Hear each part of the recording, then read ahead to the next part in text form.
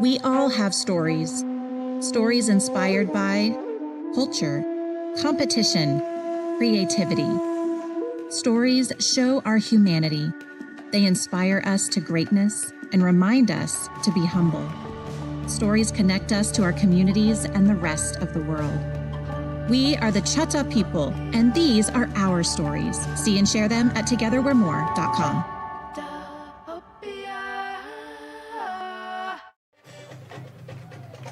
And hello again, Savage fans, and welcome back to our continued coverage of the 2025 Broken Bow Savages. And it's continued because tonight we play in the OSSAA State quarterfinals for Class 4A. The Broken Bow Savages hosting the Weatherford Eagles, a 9-2 team, finished in the 2 seed in District Number 1 in the western part of the state of Oklahoma. They bring a really good squad into tonight's ball game, and we are excited. Our Savages are excited.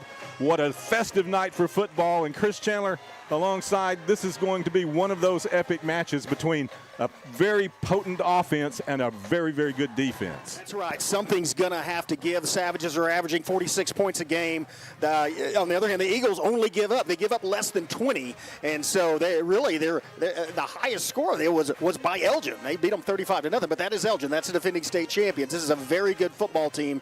At this stage, there's only 8 teams left in Oklahoma playing high school football in Class 4A. They're all good, and you have to produce on the field. The Savages look ready to do that tonight, though. They do look ready to do that. Let's take a look at the Weatherford Eagles and what has gone on with them this season. As I mentioned, they are a 9-2 football team. They are coached by Taylor Sossman. He's in his 2nd season, as is Maverick Lang with the Broken Bow Savages. He has an overall record of 17-5.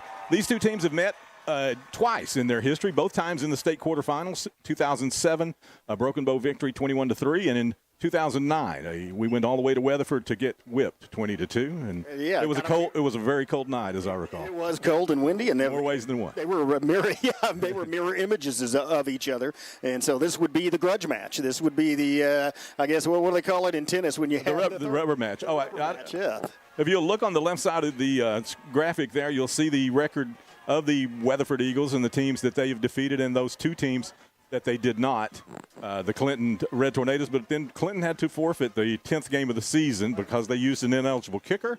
And so the Weatherford Eagles became the 2 seed in District 1. And here we are tonight in the quarterfinals with them. They have some very, very good football players, including Noah Wald, their quarterback. Their offense runs through Noah Wald. 82% of the time they score with a rushing touchdown, and about 67 or 68% of the time it's Noah Wald that scores that touchdown. Yeah, it's a run-pass option, but he keeps it most of the time on that, and so that's one of the tasks for Savage defense tonight is to tackle him. Keep an eye out here, fellas, for the national anthem, and we'll make a break here for the national anthem when that happens. I think we're just moments away from that. But we do have they've got a couple of sophomore linebackers, Chris, that are the top tacklers on their team. They're very good players, very good athletes. One of them's a wrestler. The other one's a very star baseball player. And they're also both very good football players. They are active and make a lot of tackles. Between the 2 of them, they have over 200 tackles. Yeah, and it's going to be a task for them to try to stop Snooty Neal, who had a close to record 5 touchdowns, tied the record for touchdowns last week. But Joe Thomas actually has a scoring record because he had a 2-point conversion along with his 5 touchdowns back in '95. But Snooty Neal having a great season, and it's going to be a matchup between the Savage offensive line to move those guys off the ball. With those 3 receiving touchdowns that Snooty had last week, he now has 8 through receiving touchdowns on the year, and that puts him in the top 3 of receiving touchdowns in the school history, which is incredible, honestly. But if you think about all those years we didn't throw the football a lot. Yeah, and just a powerful runner and a great receiver. Chris, we've got to take a break right now. We're going to break for just a moment as we come back to the national anthem, and we'll be back with more of the pregame in just a moment. Stay with us. Thank you. And now the Savage Pride Marching Band will honor America, our veterans, and our first responders with the playing of our national anthem.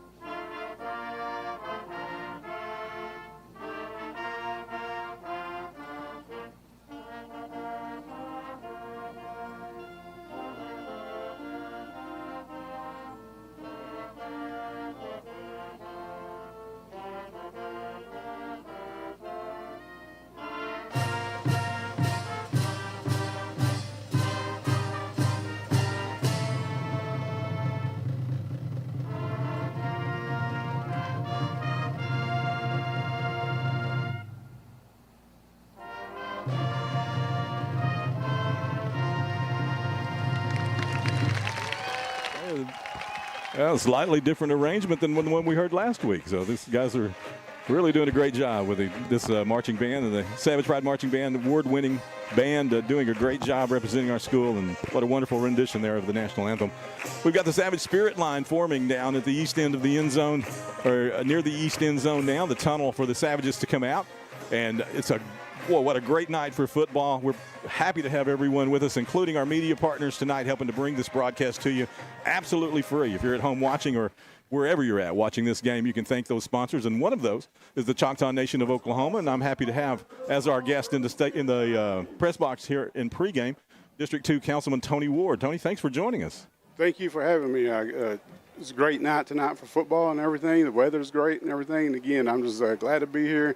Thankful for you guys and what y'all do on y'all's broadcast. Well, the feeling's the same, and not only the councilman for District 2, also Tony is a member of that 1989 state championship football team, the last one to bring a gold ball home, the original beast of the Southeast, and a little reminiscent of what you're seeing on the field tonight. Tony has some experience with state quarterfinals and then some. Yeah. So Tony, we've got a little tradition that we started this year that we have the Choctaw Drummers that are helping us bring the team into the stadium. Tell us about that. Tell us the tradition behind the Drummers and kind of what's going on there and what that represents. Behind the tradition behind the Choctaw Drum is that, the Choctaw Drum is very important to our culture.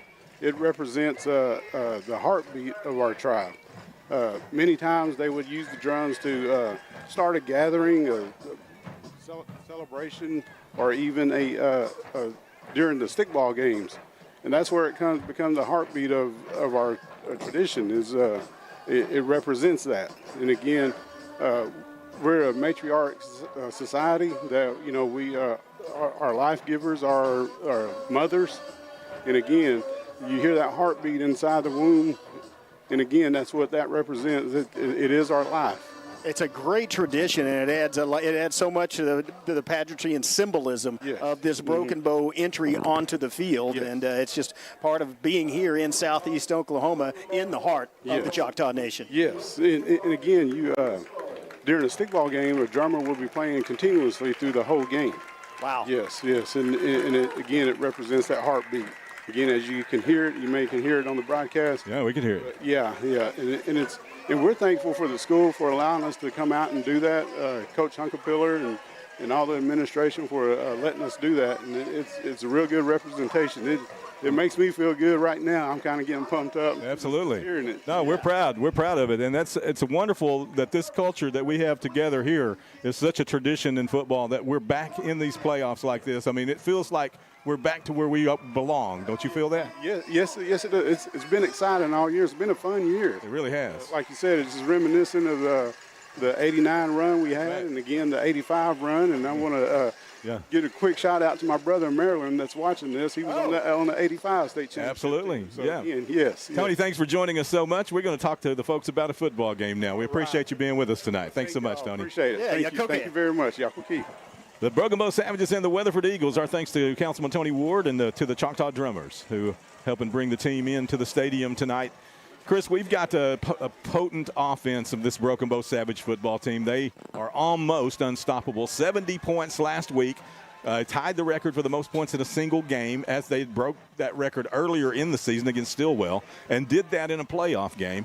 They've already broken the single season scoring record, and now they're just 37 points away from the playoff record as well, the regular season plus playoff record, which was set in 1994 by a team that got beaten triple overtime in the state finals. So they are already a very prolific scoring team. Yeah, and you keep in mind that was a 14-game season. Plus 3 overtimes.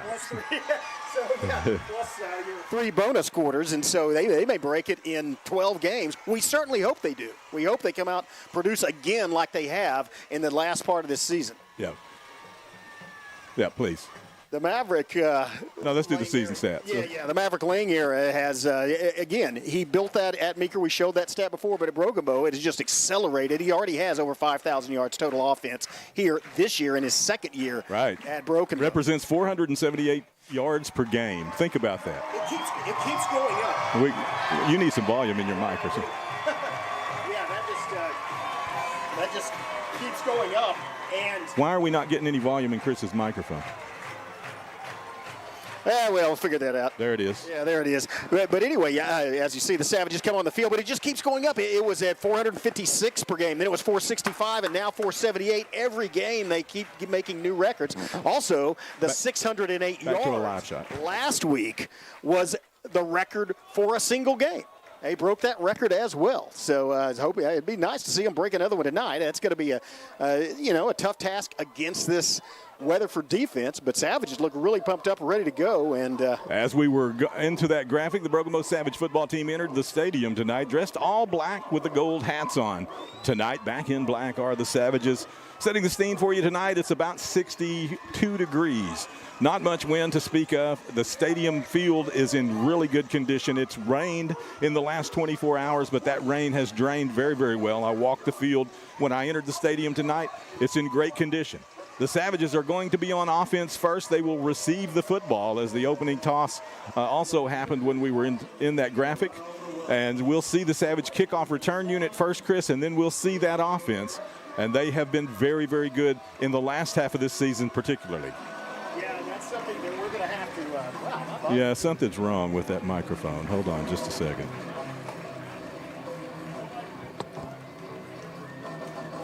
Here, try to get. Yeah, okay.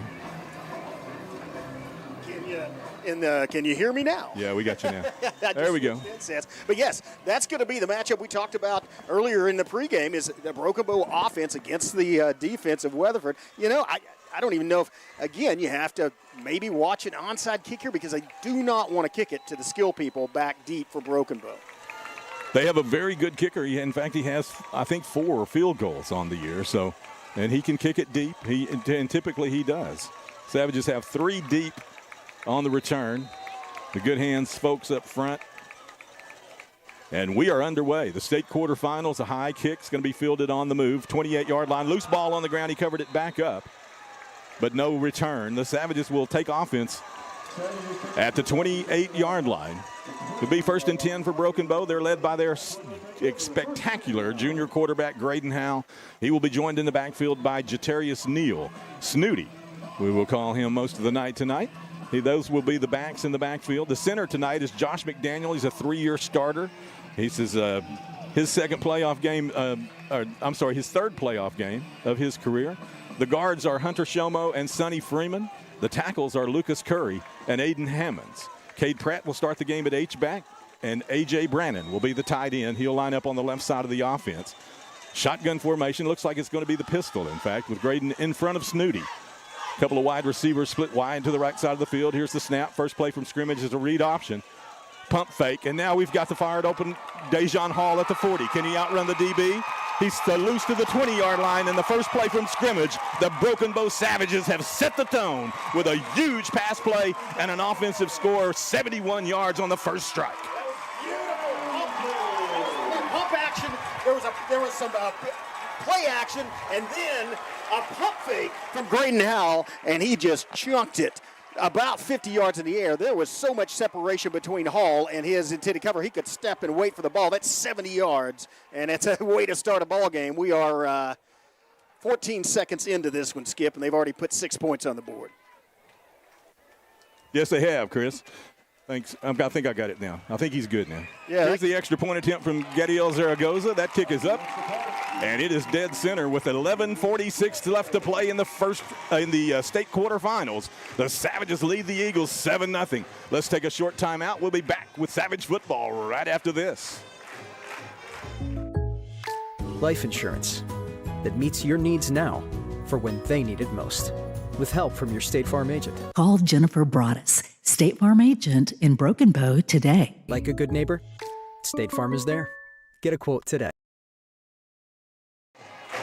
So as I walked the pregame field tonight, I had a little conversation with my friend Maverick Lang, and he said, make sure you're paying attention. Tell the folks to get in their seat for the first play of the game, and he was not joking. How about that? That's incredible. And that pass, well, the play action on that, again, we talked about how it's going to be tough for them to stop Snooty Neal. They saw Neal score 5 touchdowns last week against Wagner. They were concentrating on him. And then the play action, they said, play action, there's a pump fake to the side. And then Graydon Howell just chunked it downfield, and Hall had outrun the coverage. I mean, he had to break a tackle. Well, he had to wait for the ball, but he had to wait for the ball a little bit. Yeah. Not a whole lot. Here's Zaragoza's kickoff. And it is a high floating kick fielded at the 25-yard line by Jacoby Flynn. Turks it to the 35, got some blocking out front, good move to the 45, and then slung down hard as Brian Clay gets to him and slaps him down. But that's a nice return, setting up the Weatherford Eagles on their first offensive possession, 47-yard line, 1st and 10, 11:40 to go, just underway in this state quarterfinal. Watch. Flynn's one of those guys you're going to have to watch carefully because he can really accelerate. He has some great open field speed. Now, he's not that big a guy. He is a very light back. I think he weighs 145, but he has jets and can burn you if he gets past you. Noah Wald is the quarterback. He is the most of their offense. He likes a read pass option. They will run. They will try the middle of the field here, and we'll see how the Savages will stack up defensively. Wald wants to throw the football. Got some pressure in the backfield. Scrambles out of it. Savages are still chasing him. Maddock has him by the jersey, and down he goes. The Savages have sacked Noah Wald on the first play from scrimmage. Just keeping after him, and didn't give up on it. He eluded 2 Savages. We got to figure out what's going on with this. Let's trade headsets again, please. Trade headsets. I don't know what's going on, man. Hold on. We're going to figure this out. Savages have sacked him back at the 36-yard line. 2nd down and a long ways to go. We're having some technical difficulties, folks. I apologize. It's not the time of year to have them. Go ahead, Chris. I was going to say, apparently so are the Eagles. Yeah, that's true. Here come the Eagles trying to scramble. Noah Wald turns to the outside. The Savages, Isaiah Fields turns him back in, and Wald has a first down. How about that? Just like that, the Weatherford Eagles have converted on a long ways outside the chains, and Noah Wald has moved them. I can't hear you at all. I can't. I literally, it's picking up the crowd noise or something. It is really loud. So just keep talking. Yeah. Please. Anyway, that was a good run by Wald. He's going to be the guy you have to watch for the Eagles. And there's a quick pass. It is caught. And he's also quickly brought down, but not until he gets about 5 yards if they give him his forward progress. Otherwise, it'll be a gain of 4. And so the Eagles got out of a big deficit, Skip, as that sack put them back at about 2nd and about 30. And run by Wald, which is, as you mentioned in the pregame, 83% of their offense, got them back moving the ball, and they are deeper in Savage territory now. All right. I took that compression on. I think that's going to be all right. We'll see. What do we got here? 2nd down and 6, it looks like, from the 36-yard line. Here's motion. Wald with the fake. He's going to keep it, tries the middle of the field, nowhere to go, and the Savages are there defensively to stack him up. Now, let me get a chance here to set up the lineup for the Broken Bow Savages. Have not had a chance to do that yet. The Savages are led up front by those two defensive tackles in the game right now. Jimmy Brown is number 73. 55 is Jackson Porter. The edge rushers are Bentley Brown, number 40, and Cale Ginn, number 53. All of those young men are seniors this year. And potentially every game now is their last. The linebackers all set after this play. Here's a 3rd down and 6. Clock on the move, 9:38 left first period. Savages coming hard, it looks like, and Noah Wald wants a new play. We'll set those linebackers while we have this moment. Bladen Maddock is on the outside, number 33. Brian Clay, number 13, is on the other side, and in the middle, the leading tackler, number 0, Cade Pratt. Here comes motion and a jet sweep handoff. They'll try to stretch the field. Savages turn it up and tackle him on the spot. That's number 22, Cole Patrick, the strong safety. Chris, what a beautiful play defensively by Patrick coming up and doing his job. I think it was Cale Ginn on the outside as one of those linemen that forced him to alter. He was going straight toward the sideline. He had to go backward, and once he did, he was toast, as it was Patrick coming up from that free strong safety position to make the tackle. I don't know. I don't. Hold on. 4th down now, and the Weatherford Eagles are in punt formation. Graydon Howell will drop back. Here's a high kick. What a beautiful punt. Graydon's going to let it bounce, and he's going to pick it up on the run at the 7-yard line to the 10. 15, turns to the 20, spin move, and now he's tackled hard. At the 20-yard line, the Savages will take over offensively. 1st and 10 with 80 yards to go. They struck first on their first offensive possession with a long touchdown pass. Chris, what do they have dialed in now? Well, Graydon's throwing at 100% completion rate for a touchdown. His quarterback rating is sky high right now. And what do? You've got to watch. You can't just key on Graydon at the line of scrimmage running the ball, and you can't just key on Snooty Neal because you got burnt for a 70-yard touchdown, the last play from scrimmage by Broken Bow's offense. Absolutely right. Khalil Flagg is split wide to the right side of the field. Savages with 3 receivers in the set to the wide side. Snooty Neal in the backfield. Fake passes inside to Braden Williams. 1st down yardage across the 30-yard line. Stop the clock. 8:30 left first period. Move the chains. The Savages with a 1st and 10. They are not going to let off the gas. They are going up tempo. They're already at the line of scrimmage, ready to, as soon as they set that ball, I think they're going to run another play within a couple of seconds. Savages right now picking and choosing what they want to do offensively. Right now they like throwing the football, it seems. Snooty in the pistol. Hard snap. The Eagles will hold. We got twins to the right side and everybody else tight in the formation here. It's a running play, the first of the football game. Neal's got trouble in the backfield, breaks one tackle, slips another tackle, crosses to the line of scrimmage, and falls forward for a gain of a yard. But, Chris, they had a lot of defenders chasing Snooty Neal in the backfield. They are very good at lateral pursuit. We talked about those linebackers. They're not that big for linebackers at this level, but they are extremely fast. They're both good football players, and they both got out there. One of them missed the tackle because of Snooty's stiff arm, but the other one brought him down for a very short game, just a yard. And so that was good pursuit by the Eagles. Brings up 2nd and 9. 2nd down and a long 9.5 probably from where they're at. Here's Graydon rolling to his left, looking downfield, pump fakes. Now he wants to throw the football. Nope, he's going to scramble. Now he's got some room. If he gets a seal block outside, and he does, to the 40, to the 45, still on his feet to the 48-yard line, stop the clock again. 7:25 left first period, move the chains. Graydon Howell on the scramble has another Savage 1st and 10. So many weapons in that Savage offense. It's just hard to cover them all. They had pretty good coverage downfield, weren't going to get burnt deep, but it's Graydon Howell doing his magic and moving the chains again. Savages at midfield. They are not letting up. They are still going up tempo. 5 receivers in formation, including Neal, the running back. 4 to the wide side. Graydon will throw to the short side. Now he turns back and looks the other way. Great protection up front. Open receiver, and Neal can't handle it. Hit him in the wrong spot, Chris, right in the hands. He was looking. He had turned his head to look downfield before he brought the ball in. And that was kind of a hard pass, but that you got to catch that before you run with it. Otherwise, it looked like he might have had a green streak down that, well, a brown streak or yellowish at this year. But anyway, a lot of open field had he pulled it in because the guy covering him was behind him. 7:06 left, first period. Clock stops on the incompletion. The Savages facing 2nd down and 10. Football at the 49-yard line, Savage territory. A 3-3 stack look on defense for the Weatherford Eagles with 5 defensive backs. Here's Neal getting another carry across midfield into Eagle territory to the 48-yard line, they'll say. Step it up and give him 2.5 yards on that. It's going to be a long 7 to go on 3rd down, but Chris inside the chains and a manageable down in distance. And that's the kind of game we kind of expected to come out and play in between the tackles with this defense against this offense. It depends on who gets their block, and it depends on if Snooty can break a tackle or two to get a longer run in a chunk play. Big play on 3rd and 7. Pistol formation. Graydon with a hard count. No snap. Now they'll look for the play. Signal comes in from the sideline. Clock on the move, 6:28 left. Graydon dropping and rolling to his left. Pump fake, and now he'll throw it deep. He's got a receiver flashing at the end zone. That's A.J. Brannon. Touchdown, Savages. It's the crowd. It's the crowd. It's not the crowd.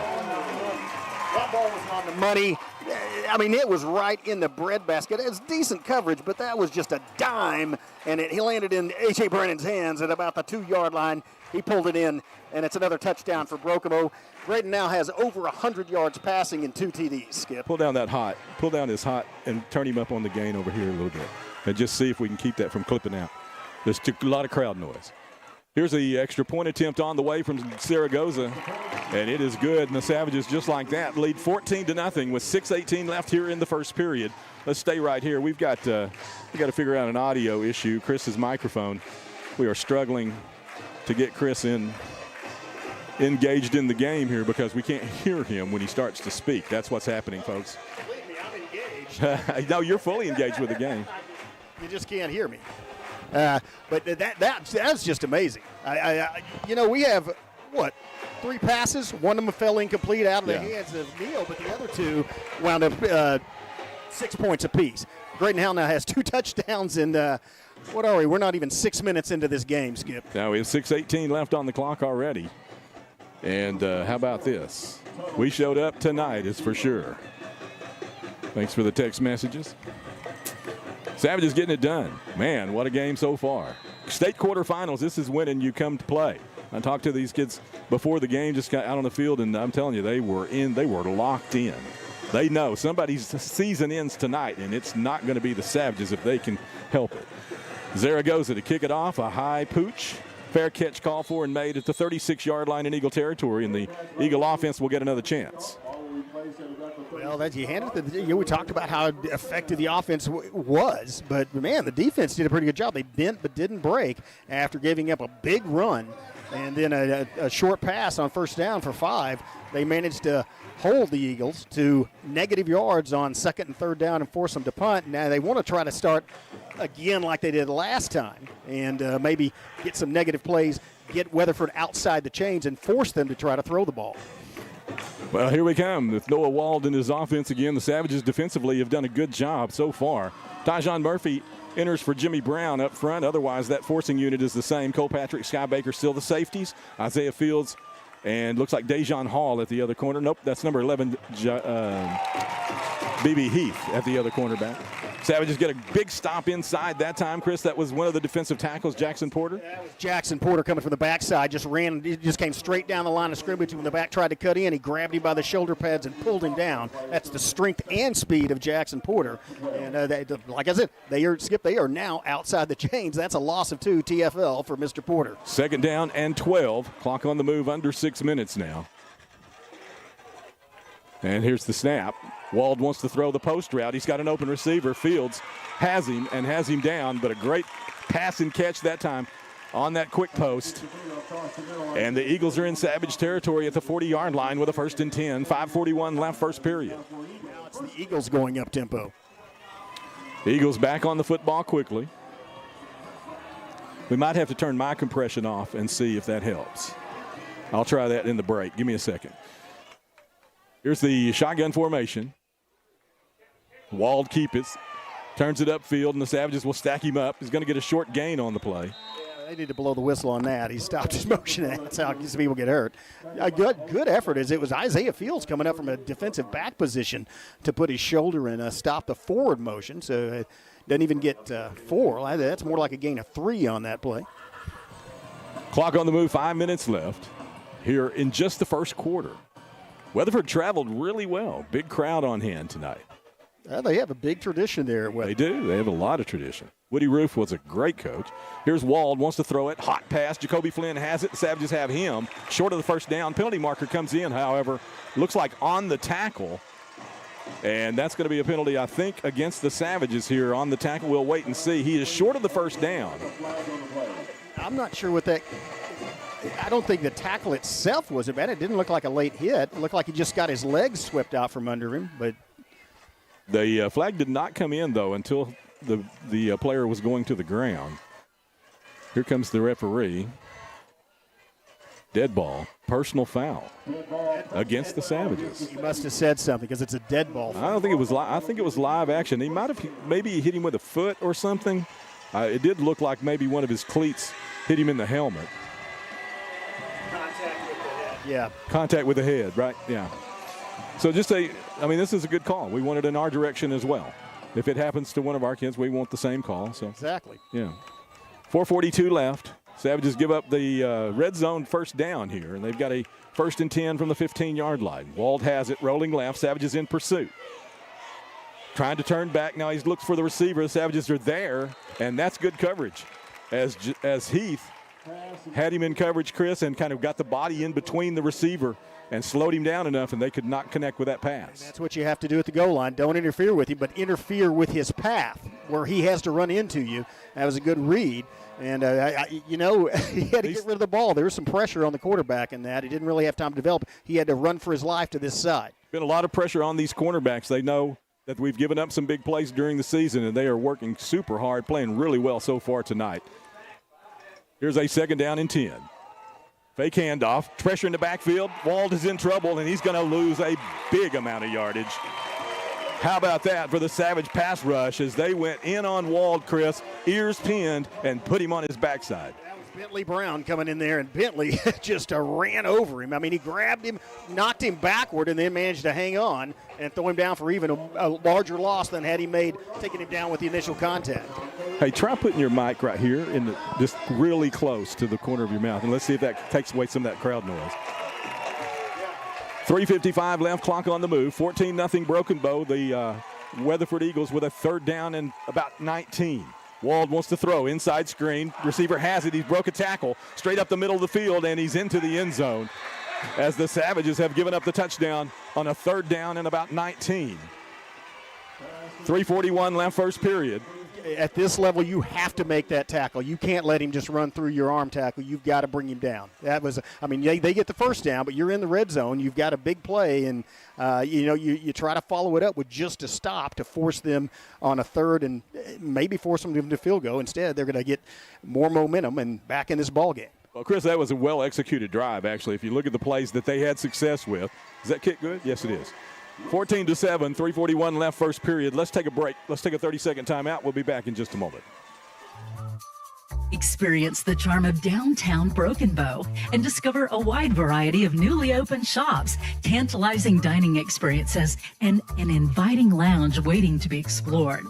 Whether you're shopping for unique finds, getting in a quick workout or sauna, or soaking in the lively atmosphere with some ice cream, our downtown area has everything you crave, completely revitalized. Embrace the excitement and let the heart of the community sweep you off your feet. Visit us today and ignite your senses in downtown Broken Bow.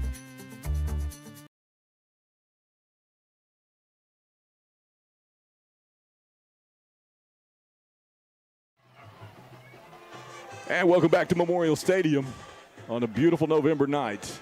Big crowd on hand, big football game at hand. We have 3 minutes, 41 seconds left first period, and the Savages jumped out to a 14-0 lead over the Weatherford Eagles, but the Eagles executed a beautiful drive that time. They really did. They had a lot of play action mixed in. They got to the outside on us.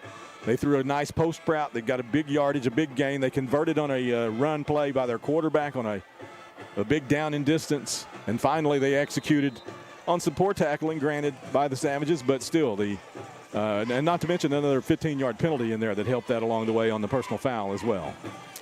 Here's the ensuing kickoff, and it's going to be fielded on the run, 34-yard line, outside his fields. He has the upper sideline, and they make a good save on him there at the 46-yard line, sling him out of bounds. Savage offense will take over there, Chris, about 54 yards away this time. That is great field position, and that was a heads-up play by Fields as he caught it and just went straight up that sideline. Says, I'm already, at about the 40-yard line. I'm going to get us in a little better field position. He was one broken tackle away from going to the house on that. Savage offense takes the field. McDaniel, Shomo, Freeman, Hammonds, Curry, Brannon. That's the front line. Looks like Braden Williams is in the game, slot right. 4 receivers in the set this time. And Jatarius Neal behind Graydon Howe. Quick snap. Quick pass. It's caught by Williams across midfield into Eagle territory. 48-yard line. Gain of about 6, close to 7 yards on first down on a quick pitch and catch. That was like a center slant. Man, I like the way this offense is run. They're going up tempo, and they've got Williams involved. Well, who are you going to cover if you're defensive? They have this defense on their heels, wondering what's going to happen next. What we have seen in the second half of the season, Chris, is the Savages have been quick to respond with a touchdown of their own when the defense gives up a touchdown. We'll see if that's the case. Here's Graydon. Wants to throw it. Nope, he's going to keep it. Up the middle, big move, 40, 35, 30-yard line. Nobody's going to catch him. 20-yard line, still on his feet, breaks a tackle to the 15, cuts back to the 12, still running, turns back, and now they're going to slow him down.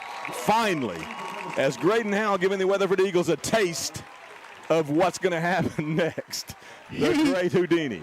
He did a spin move at about the 15, and two of their defenders collided with each other and took each other out. The great Houdini strikes again. Man, that was from the 48-yard line. Skip. What a run. I'm talking about if you want to demoralize a defense, that's how you do it. And that was just a draw play all the way. Yeah, up the middle, then he cut it outside. The blocking was perfectly executed, and Graydon had a big gap there to run in. Here's a hand. Nope, it's a fake handoff. Graydon's got the football, pressure in the backfield. Now he wants to throw it, flips it out to Snooty, and into the corner of the end zone. And just like that, the Savages have answered a touchdown for a touchdown, and they're up 20-7 with 2:31 left first period. 3 touchdowns already for this offense, Chris. And we talked about the fact that they're chasing the season scoring record, and they're only 17 points away now. It's crazy. And there's still 2:31 left in the first quarter, and that's the third passing touchdown by Graydon Howell. This one to Neal, and he's distributed it to 3 different receivers. Yeah, if you're a Weatherford Eagles fan, you got to be thinking, oh, my goodness, what have we gotten ourselves into? Here's the hold. Here's the kick, a low driving kick, dead center. 2:31 left first period, 21 for the Broken Bow Savages, 7 for the Weatherford Eagles. Back with more Savage football right after this. Wow.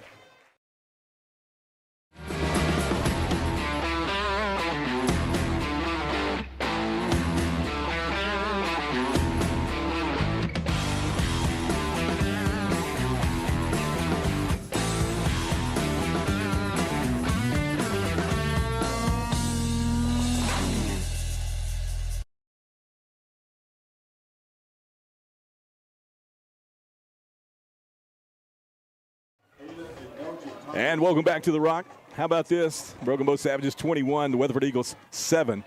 Savage cheerleaders, dance team, band, everybody engaged tonight. Big crowd on hand. They're active tonight, got their hands together. How about this?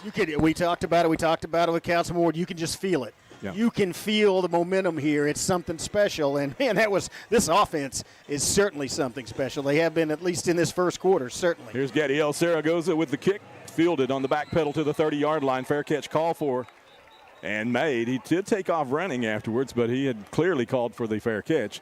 2 minutes, 30 seconds left in the first quarter, and Broken Bow leads this one 21-7. We've seen 4 scoring touchdowns already.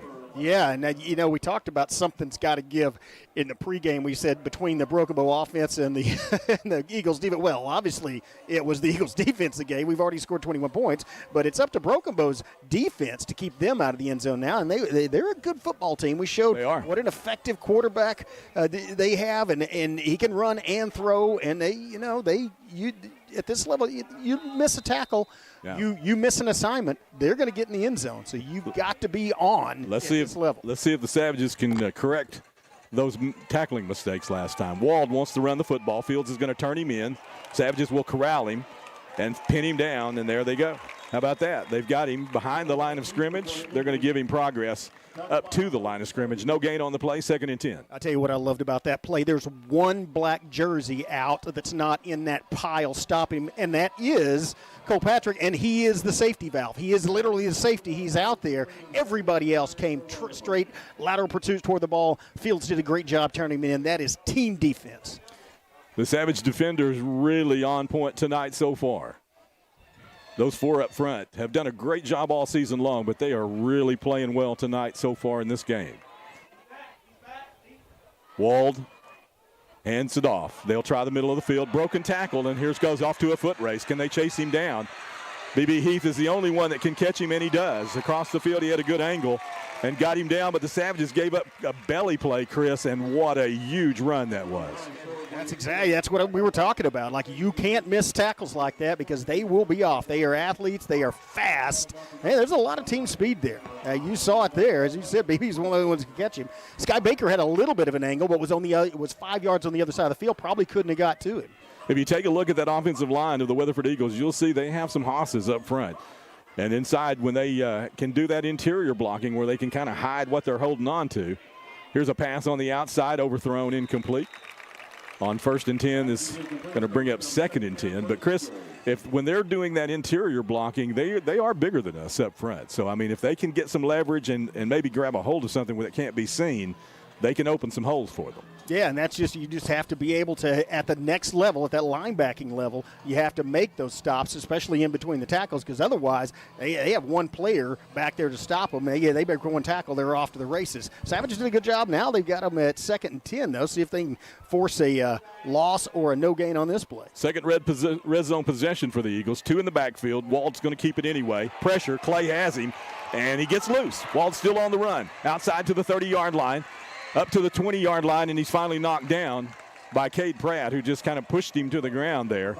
But we had an opportunity, Chris, to get him way back in the backfield, and we missed another tackle there. But he's an elusive runner. You can see why he's 83% of their offense. Right. I mean, he is slippery. He's hard to tackle. He has good field vision, and he has speed. He also has the option, unlike other people running with it, to throw the football. And so you have to watch that as well. Savages still have him inside, just barely outside the chain. 3rd down and 10. Clock moves under 30 seconds left here in the first period. 21-7 Broken Bow. And there's 10 left on the play clock, and I think they're going to have to use a timeout here. I think they want to talk about this on 3rd and 10. Super important play, and we'll get one more snap in this first period with 18 seconds left. Well, we might get more than one. 3rd and 10, timeout Weatherford. We'll take a timeout of our own. We'll be back with more Savage football in just a moment. We all have stories. Stories inspired by culture, competition, creativity. Stories show our humanity. They inspire us to greatness and remind us to be humble. Stories connect us to our communities and the rest of the world. We are the Chutta people, and these are our stories. See and share them at togetherwe'remore.com.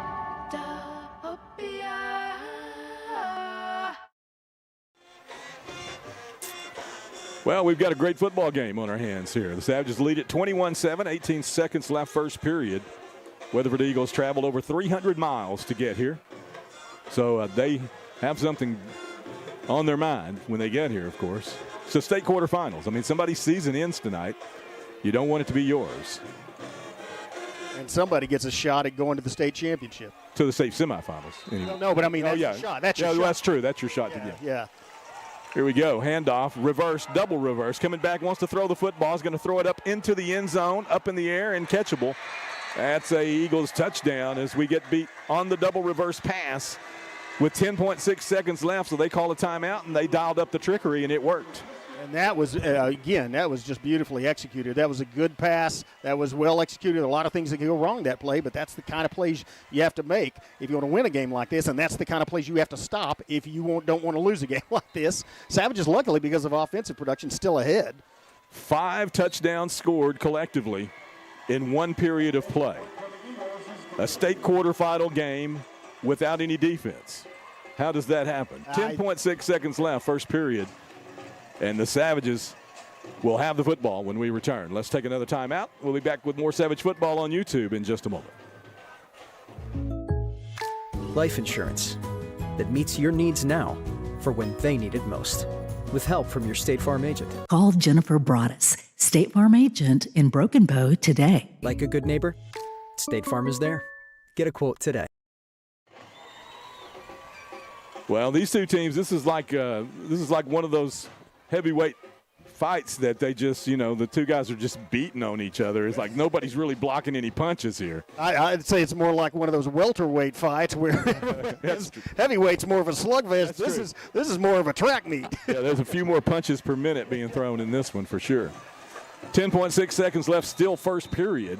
Savages will take their 4th possession of the football game. They've scored on the previous 3, so that's the good news. Here's a high kickoff, fielded at the 30-yard line by Isaiah Fields to the 35, pushed out of bounds there. Savage offense takes over. They still have 8 seconds to work with as they move from west to east here in this period. We'll switch ends probably after this play, depending on whether, it could be an incomplete pass, and we might get another snap. You never know. Could be a touchdown. We could have an extra point attempt. That's true. Yeah. You make a valid point. I don't know what's going to happen. This is a little bit unprecedented for a state quarterfinal game. It kind of is, yeah. For us, anyway. For Broken, for ones that we've witnessed. Yeah, we've normally been here because of our defense. But Maverick Lang has this offense dialed in. I'm telling you, this is the most prolific offense in the history of the school by a long shot. And they're putting on a show tonight. Let's see if they can do it again. Here's Graydon Howell. Snooty Neal fake. Graydon with a fake. Now he's going to run it. Outside, he's got first down yardage, and he'll slip out of bounds. Short of Eagles territory. That's enough for the move the chains, however. He's up out of bounds at the 46-yard line, 1st and 10, Broken Bow. And, you are going to get to see another play. Yeah, you are. 1.8 seconds left. By the way, that 14 points, that's the most scored on Broken Bow. That's the first time any team has scored 2 touchdowns on Broken Bow in the first period this season. Well, it took the state quarterfinals for that to happen, so you can take some solace in that. Yeah, you take some solace in the fact that it went 12 games. Here we go, shotgun. Graydon on the move. Looking for the pass. Pump fake. Period ends as the play begins. Here goes midfield. 45-yard line, first down yardage. Can't get past the tackler. Nice open field tackle that time by number 5 of the Weatherford Eagles as Graydon had some green in front of him, Chris, if he could have eluded that one last tackler. He needs to get a T-shirt made that said, "I tackled Graydon Howell in the open field," because that does not happen. That did save a touchdown. The Space Invader. That's the end of the first quarter. 21 for the Savages, 14 for the Eagles. The Savage offense with possession and a new 1st and 10 when play resumes. Let's take a quick break. We'll be back in just a moment. At McCurtain County National Bank, we are continually seeking ways to meet the changing needs of our customers. We offer a full range of services, such as free checking, online and mobile banking, as well as great rates on cabin and construction loans. We're providing results through better service while giving you a greater value for your dollar. Visit us on the web at mcnbonline.com. McCurtain County National Bank in Idabel, Broken Bow, Hochatown, and Valiant. Well, we've got a dandy on our hands tonight. Our thanks to McCurtain County National Bank, one of our media partners. They paid for the first 1,000 tickets tonight, Chris, to get the folks into the stadium. It is noticeably louder here, too. And it's not just because of that, but that does help a lot. Quite a generous gesture. Yeah. No, and again, John, of course, President John Callahan, president of... He was on the state championship. He was on the 40th anniversary of that state championship. Sure was. Here's Graydon Howell as we face the other direction, headed towards the west end zone. Graydon backpedals. Now he pump fakes. Now he'll fire the football out. Snooty can't handle it. 30-yard line as he had the route there on that little wheel route, and Graydon had him, but again, we've missed connection there with the quarterback and the running back on a pass play. Yeah, and that's unfortunate because he might not have got in the end zone, but certainly had a big gain, and he was moving down that sideline. It would be hard to stop him in the open field, but as resulting in completion, it's going to stop the clock. Yeah, 6 seconds into the second period, already 21-14, as we mentioned. We are just underway, second period. Graydon Howell and Snooty Neal. Braden Williams now will flip to the left side of the offense. Graydon's going to hand the ball. Snooty's hit the backfield, breaks through that tackle. 45-yard line, 40. Makes an elusive move outside there and kind of jukes his way out, but a nice play by the linebacker to wrap him up from behind and get him on the ground. Not before he gets a big gain on the play of about 7 yards? 6 yards, that's going to call it. 3rd down and 4. A powerful move, though, at the line of scrimmage as a guy tried to tackle him in the legs, and Snooty just managed to pull you. So you could just see his brain going, there's open field over there, and he got some of it. Ball on the right hash mark. Savages with twins. Wide to the left side of the field, the wide side of the football field. That's Hall in the slot, Brannon in the wide slot. Graydon's going to keep it. Just power play to the left side. Now he reverses his field, tries to stretch for the first down. And he's got the football up to about the 36-yard line. As he stretched forward, he's going to be about 2 yards short, Chris, and Mav's got a decision to make, 4th and 2. Well, he's going to put the beef in the game. It's a decision on what play. It's at the 36-yard line, obviously not going to punt it. I have to hand it to the Eagles. They haven't jumped on hard counts yet. No, Savages have tried it about 5 or 6 times. That was one of them when they changed the play. So they're going to leave. That's interesting. They're going to leave flag in the game, split to the wide side of the field, and bring Maddock off. So they didn't bring everybody in, just an H-back. Here's Graydon on 4th and 2. He's the fake. Wants to throw the football. He's going to go up the sideline with it, and it's overthrown, incomplete. The Savages went after it, 4th and 2. And the Weatherford Eagles have stopped the Broken Bow Savages for the first time tonight with 10:23 left here in the first half. Savages lead 21-14, and the offense of the Weatherford Eagles takes over with a chance to tie the football game. And that's going to put the pressure is on the Broken Bow defense now. The momentum has shifted. They managed to keep Broken Bow out of the end zone, and so now it's up to the D to get that football back. And, again, not bad field position, not really great field position, but it's starting at their own 36. But you're going to have to make some tackles, and you're going to have to watch the quarterback. He is going to, he's going to want to keep the football. He's going to want to run with it, and he can't throw. Well, it's an exceptionally long football game when the clock stops as often as it has tonight, so there's a lot of football left to play. Here come the Eagles. We have not stopped them on their last 2 possessions. Flynn in motion, fake handoff. Wald caught in the backfield. Nice open field tackle. Jackson Porter making his presence known. Porter came off that block. He just shucked his blocker, came off and wrapped him up. That was textbook defensive play by Porter. Again, for a big guy, he is so quick. Tackle for loss on the play, a loss of about 2 yards. He's 2nd down and 12. Clock moves under the 10-minute mark here in the first half. Eagles working from left to right this time.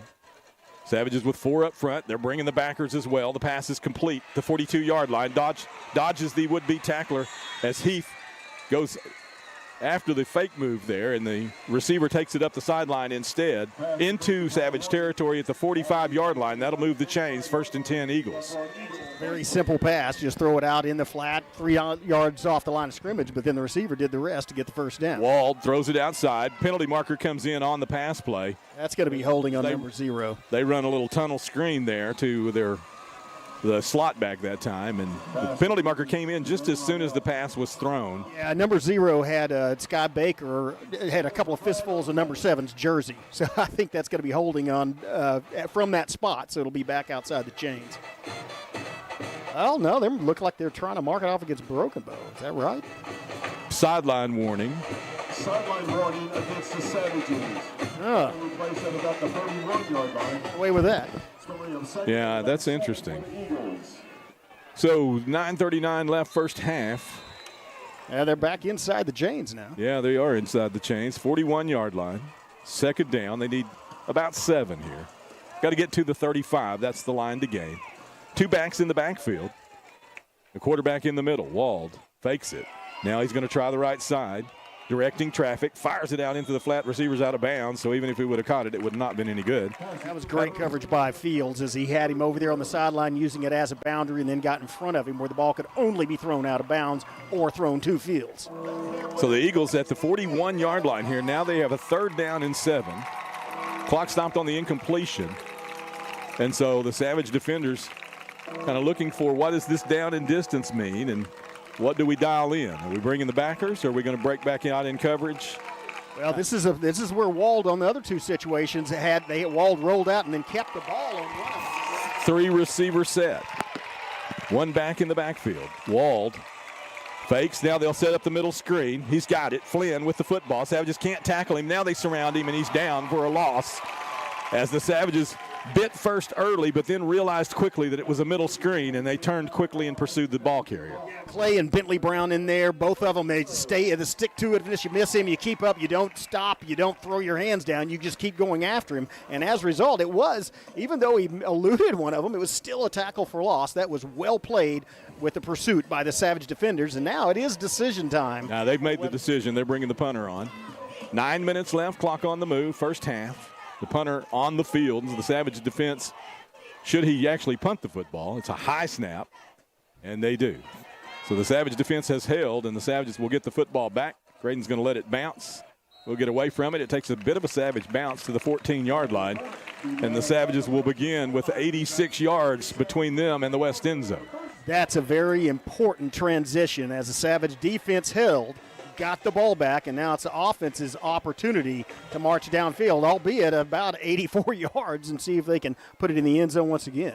Yeah, what you want in these types of situations, or in any game, actually, from the coaching staff, and is, you got a possession for possession. You want to keep them from scoring, clearly, and get the ball back. And then, the Savages, we talk about it each week where you could get a chance here with an opportunity. This time they have to kick in the second half, so they really do want to be conscious of finishing this drive. Here's Snooty Neal on the move, 15-yard line. That was great downfield blocking. He just kind of slowly followed his blockage as they moved the pile and got picked up about 5 yards. That, by the way, that was, I said 84. It was actually 86 yards as they started at their own 14. Clock still moving. 21-14 is our score. If you missed the first period, you missed quite a fireworks show. Not as much scoring here in the second quarter so far. Neal behind Howell. Savages have stopped the Eagles defensively and now look to try to get some points here. Graydon wants to throw it. Pump fake. Now he's going to try the deep ball again. He's got double coverage as the safety floated over on Dejon. And Dejon had nowhere to go that time, Chris. That was really well defended by the Weatherford Eagles. Well, they've watched the film. They've seen it, and they've watched the first play from scrimmage. I started to say they've seen it twice. So. Yeah, they watched the first play from scrimmage. At some point, you adjust. That free safety is playing about 20 yards off the line. When he sees DeJohn Hall release downfield and get up to speed, he starts running over. He knows he's the intended receiver. So the Savages with 3rd and 4 here. You would think they would probably try to move the chains here if they can. Here's Graydon. He's going to keep it, and he will move the chains. 25-yard line, cuts outside 30, breaks the tackle to the 35, 40, and now he'll dodge out of bounds, chased out by the safety. As Graydon just get on the scramble, Chris, and keep moving, keep dodging them until you get to where as far as you can go and step out of bounds. Hey, that was a nice downfield block and by Snooty Neal in that he just got in the way of the defender, but with Graydon Howell running behind you, he can cut off you. If the guy can't come through you, he has no chance of getting number 4 down, and the Savages pick up not just a first down, but get close to midfield. Keep in mind, this did start on their own 14-yard line. They'll send Neal out to the slot this time and have a 5-receiver set. Graydon alone in the backfield. Wants to throw it. Quick pass. Snooty has it. He's at the 47, 48-yard line. So on 1st and 10, the Howell to Neal connection is good for 6 yards. It'll leave let's make it 5 yards. It'll leave a 2nd down and 5. That was good accuracy by Howell on that pass as Snooty was in traffic between 3 defenders, and he threaded the needle, got it in there. Snooty did what he needed to do, which is first catch the ball, then get the yardage. And that's a great gain on 1st down for Broken Bow. They're near midfield. Yeah, I should have taken my first inclination. It was 6 yards. 2nd and 4 now. Neal back in the backfield this time. Pistol set. 3 receivers, low snap. Graydon handles it. Plenty of time. Throws the ball out into the flat. Penalty marker comes in at the end of the play. The pass was already incomplete over there on the sideline, and the penalty came in from the side judge. And we'll see what the call is here. Yeah, maybe a personal foul and sportsmanlike conduct. An eligible receiver downfield against Broken Bow. So that's a loss of down. Why would they not take it? They are going to take it. 7:11 left, first half. And somebody was covered up and went downfield. We had 5 linemen in the backfield there. I don't know where to call. I don't know which player he says was downfield. I'll watch it again tomorrow morning, I suppose, and find out. But I don't know right now. Well, that's one of those mysteries, but it does put the Savages in a bit of a just 2nd down. But it's back from their own 44-yard line now. 2nd down along 8 yards here. 4 receivers, doubles to both sides here. Graydon rolling right, turns back, wants to throw it to the left, flips it out to Snooty, breaks 1 tackle to midfield, breaks another tackle there, bounces off of a would-be tackler trying to fight for 1st down yardage. He is very, very close. It really depends on the mark here, as he is at the line to gain. It may be close enough, Chris, for a measurement. They've already moved the football, though, to the middle of the field, and they're saying what? That he's short? Doesn't look short from this angle. It doesn't look short from where it is. Yeah, there we go. 1st and 10, Broken Bow.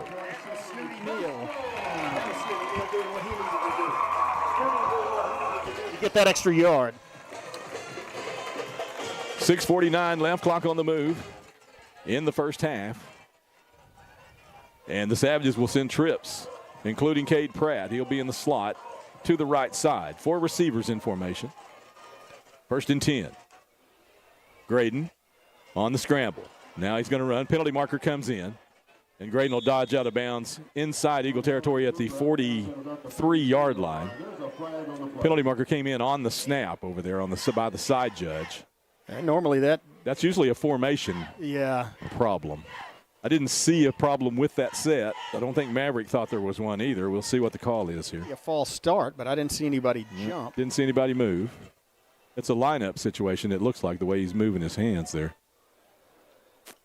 And they're going to move it back on Broken Bow. So it's a 1st and 10. You got to wonder, you saw how Graydon Howell just ran out of bounds on that. I think when the coaching staff sees that penalty and realize it's not offside, it's almost certainly against us, they may just yell at him, you just go ahead and get out of bounds. Don't, risk taking a hit or anything, because that play's not going to count anyway. So an illegal shift. I don't know if the player didn't get set. I don't know. Again, we'll just have to watch it and see. They're starting to get a little nitpicky here with these penalties. It's one of the mysteries of football, Skip. Yeah. 6:27 with the clock stopped here. Graydon with the football. 1st and 15. Throw it outside. A.J. Brandon has it midfield. 45, breaks the tackle to the 40. Still fighting. 35, 30. Down the sideline, A.J. Brandon has a Savage touchdown.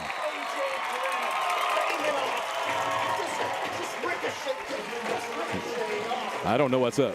I have no idea. I think it's limiting you. Because when you move in here, it comes back. Gotcha. It's a crowd so loud on your mic, it's overpowering, but A.J. Brandon just literally bounced off of 3 defenders, did a spin move, kept at it, and just outran everybody once he got down the sideline. That was a great move on, keep in mind, following a penalty outside the chains, and the Savages have now scored in the second quarter. Yeah, well, let's take the ducking off my mic here and see if that helps with this crowd noise coming in. Zaragoza with the extra point attempt on the way. 6:14 left before halftime, and the Savages have capitalized. They stopped the Weatherford Eagles on the last possession, and they generated that 2-touchdown margin again. And that's what they wanted, Chris. This is, again, clock management, possession management by the coaching staff, doing a fantastic job of keeping the Savage offense on the field tonight. A lot of snaps so far in this first half. And think about this momentum as the defense gets a stop. Then they get a good punt. We're back at the 14-yard line. We overcome a couple of penalties. We're outside the chains, and still just the stellar play of a couple of Savage players, and we're in the end zone. We have that momentum back. Well, we're happy to be here in the state quarterfinals. My name's Skip Copeland, and I'm a proud Savage. And I'm Chris Chandler, and I'm a proud Savage too. J.J. Brandon, by the way, got a scholarship offer to play football in college this week, and you can see why based on that last play from scrimmage. He has more than one, in fact. What a beautiful pass and catch that time. Nice pass by Graydon, and then some nifty running by A.J. Brandon as he gets the touchdown. High kickoff is fielded by Flynn, 23-yard line on the move to the 30, 35, runs into the back of a Savage defender and is slung forward to the 41. The crowd wants a penalty after the fact there as number 11, after the whistle, still getting physical.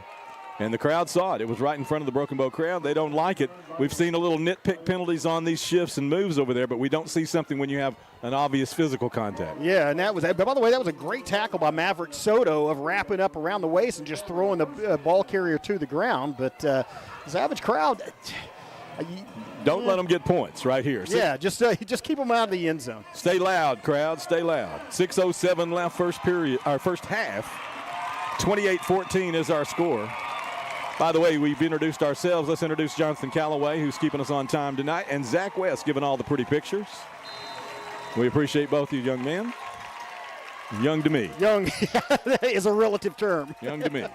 They are young. They were youthful. How about that? They're younger than me, for sure. And me as well.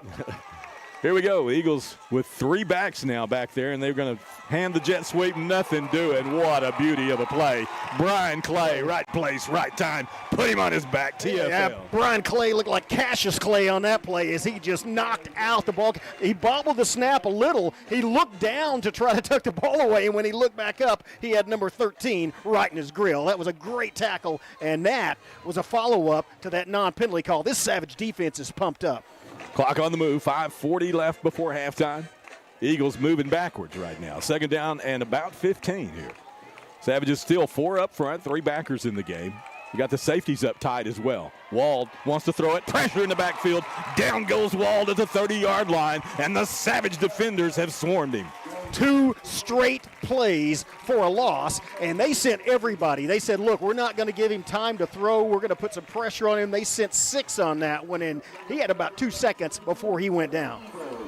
Well, maybe not even that. The Eagles continue the backwards march towards the west end zone. 5 minutes left now in the half. And they have 3rd down and an Uber ride to get to that 1st down marker. But last time they had 3rd and long, Chris, they converted on a running play. So let's see what the Savage defense can dial in here. They're going to rush 4 this time. Clay looks like he may be going. The backers are coming. Here comes Pratt. Back in the backfield. Bentley Brown puts the stop on him, and the rest of the Savages join in. Talk about a 3 and out with some exclamation points. That's the way you do it.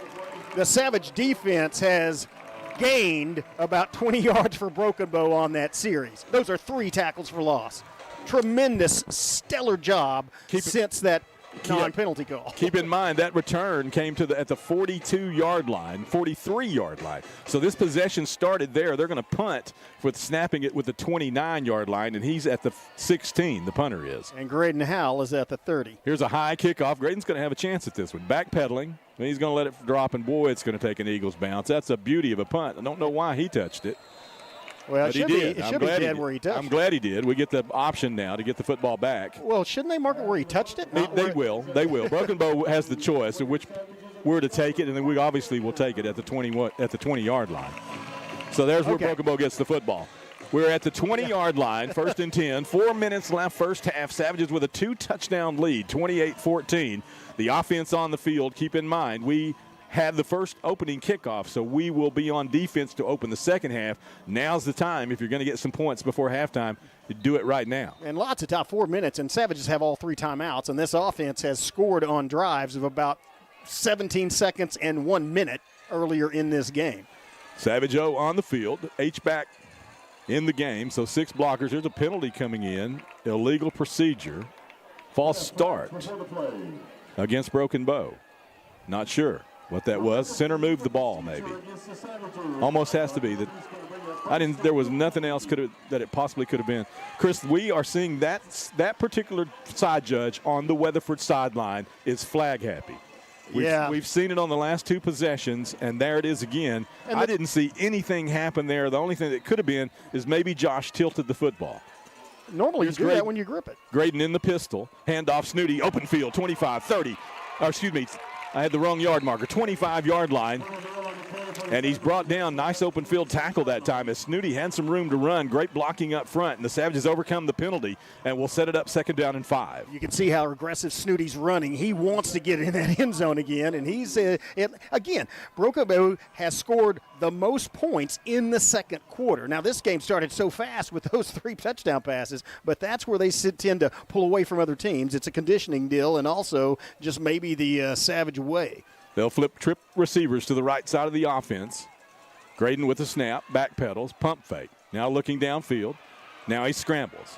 Rolling to his left this time. Now he's going to run to the 30-yard line, 35, and he'll slide down and out of bounds. They're going to say the 34-yard line is where the ball was at when his knee went down. That's enough for a Broken Bow 1st down. 3 minutes, 11 seconds left before halftime, and reset it at 1st down. Another good block by Snooty Neal out here on the corner to kind of spring Graydon. And Graydon, smart play as he knew where the line to gain was, knew where he needed to go, and got past that before he went down. Went out of bounds. Before he began his slide. He slid out of bounds, and that'll stop the clock with 3:11 left. The Savages still with a full complement of 3 timeouts. Pistol Graydon rolling right now. Again, he wants to throw it. This time he's got the football up for Dejon, who's got it over his shoulder, and he goes out of bounds. He's pushed out by the safety. But Dejon Hall with a beautiful position pass, a great route, and man, you talk about dropping a dime. Graydon Howell threw it right where it needed to be. That looked an NFL level pass and catch. It was beautiful right over the shoulder. He had pretty good coverage, and still he pulls it in right past the line to gain, gets into Eagle territory. Savages are rolling. Still 3:04 left on the clock before the half. Eagle territory indeed. 43-yard line, 1st and 10. Pistol set. Twin receivers wide side. Neal, deep handoff. Looking for some running room. Tries the edge. Turns it up 45. Eagles chasing him. He's got positive yardage to the 40-yard line. They'll spot him inside the 40, officially the 39. Clock moves with 2:50 left first half. The Savages on the move in Eagle territory. And you start to see Neal getting more yardage. That's a 4 yards, but he did have to bounce it outside. But still, I think, again, Savages seem to have a little more spring in their step than the Eagles at this point. Here's Broken Bow facing a 2nd down and 6, we'll say. Clock still moves. 2 minutes, 30 seconds left. Graydon, handoff. Snooty tries the middle. Crosses and is brought down hard. Savages scramble, but I think Snooty was already on the ground. I think Snooty might be a little hurt. He's a little shaken up on that. Looked like his leg got pulled out from under him, and he comes up a little hobbled. Yeah, I mean, he looks okay. They got Cole in the game. I think he's okay. He's saying I didn't have to come out of the game. That's what he's saying. I want to score another touchdown. Why are you taking me out, Coach? It looked like when they pulled on his leg is what I said. It looked bad, but he's a big, strong kid. 2 minutes left. 2:25, 6'2". Maverick letting the clock run a little bit here. Well, they still have 3 timeouts. We're down to 1:55. They just don't want to give Weatherford any time left to end the half here. Here's Cole Patrick's going to get a carry. And he is across. I don't think he got to the marker. He needed to get to the 30. He needed to get to the 33. He got to the 34. That brings up fourth and 1 here. Savages will bring the beef. Maddock, Pratt, Neal, all coming back into the game. Patrick comes out, Williams comes out, and Flagg comes out. So 3 heavies go in and 3 lights come out. And you just need a yard, but keep in mind you have that power surge, but you also have Graydon Howell who can keep the ball and try to get it on his own. Pistol formation. Weatherford with 4 up front here. Handoff to Neal, 1st down yardage, 30-yard line. Fighting, still standing. Clock moves, 1:05 left, first half. Savages probably will take a timeout here. Mav says, yes, let's take our first of the 3 timeouts. We have 1:05 left before halftime. Snooty Neal has moved the chains for the Broken Bow Savages. They have it 1st and 10 from the 30-yard line. We'll stay right here and talk about this situation, Chris. So the Savages with 65 seconds left to work with here in this half. 2 timeouts on the clock and a 1st down here from one of those positions of the field that Maverick likes very much because he kind of has an open playbook right here. Yeah, you can do it. You can throw a long pass. I mean, you're looking at it. If you put Graydon Howell in the backfield, he's probably at the 35 or 40. So he has 50 yards of space to throw it to the back of the end zone. You can run a deep route. You can also, have that running game to either side. The field's, as you said, it's in great condition for this time of year, but it's not muddy. It's not slick. It's just a little damp out there. And you also have your power package. You have the option to have Snooty Neal coming out of the backfield. We've seen that work several times. And then you have something that is in the mind of Maverick Lang that we haven't seen yet. Both coaching staffs bending the ears of their respective officials on their sideline during that timeout. So 1:05 left here, and Graydon on the work. Here's to see what happens. Fake, rolling right. Looking back now for Snooty down the sideline. He's open again, comes back and drops the football. Oh, my goodness.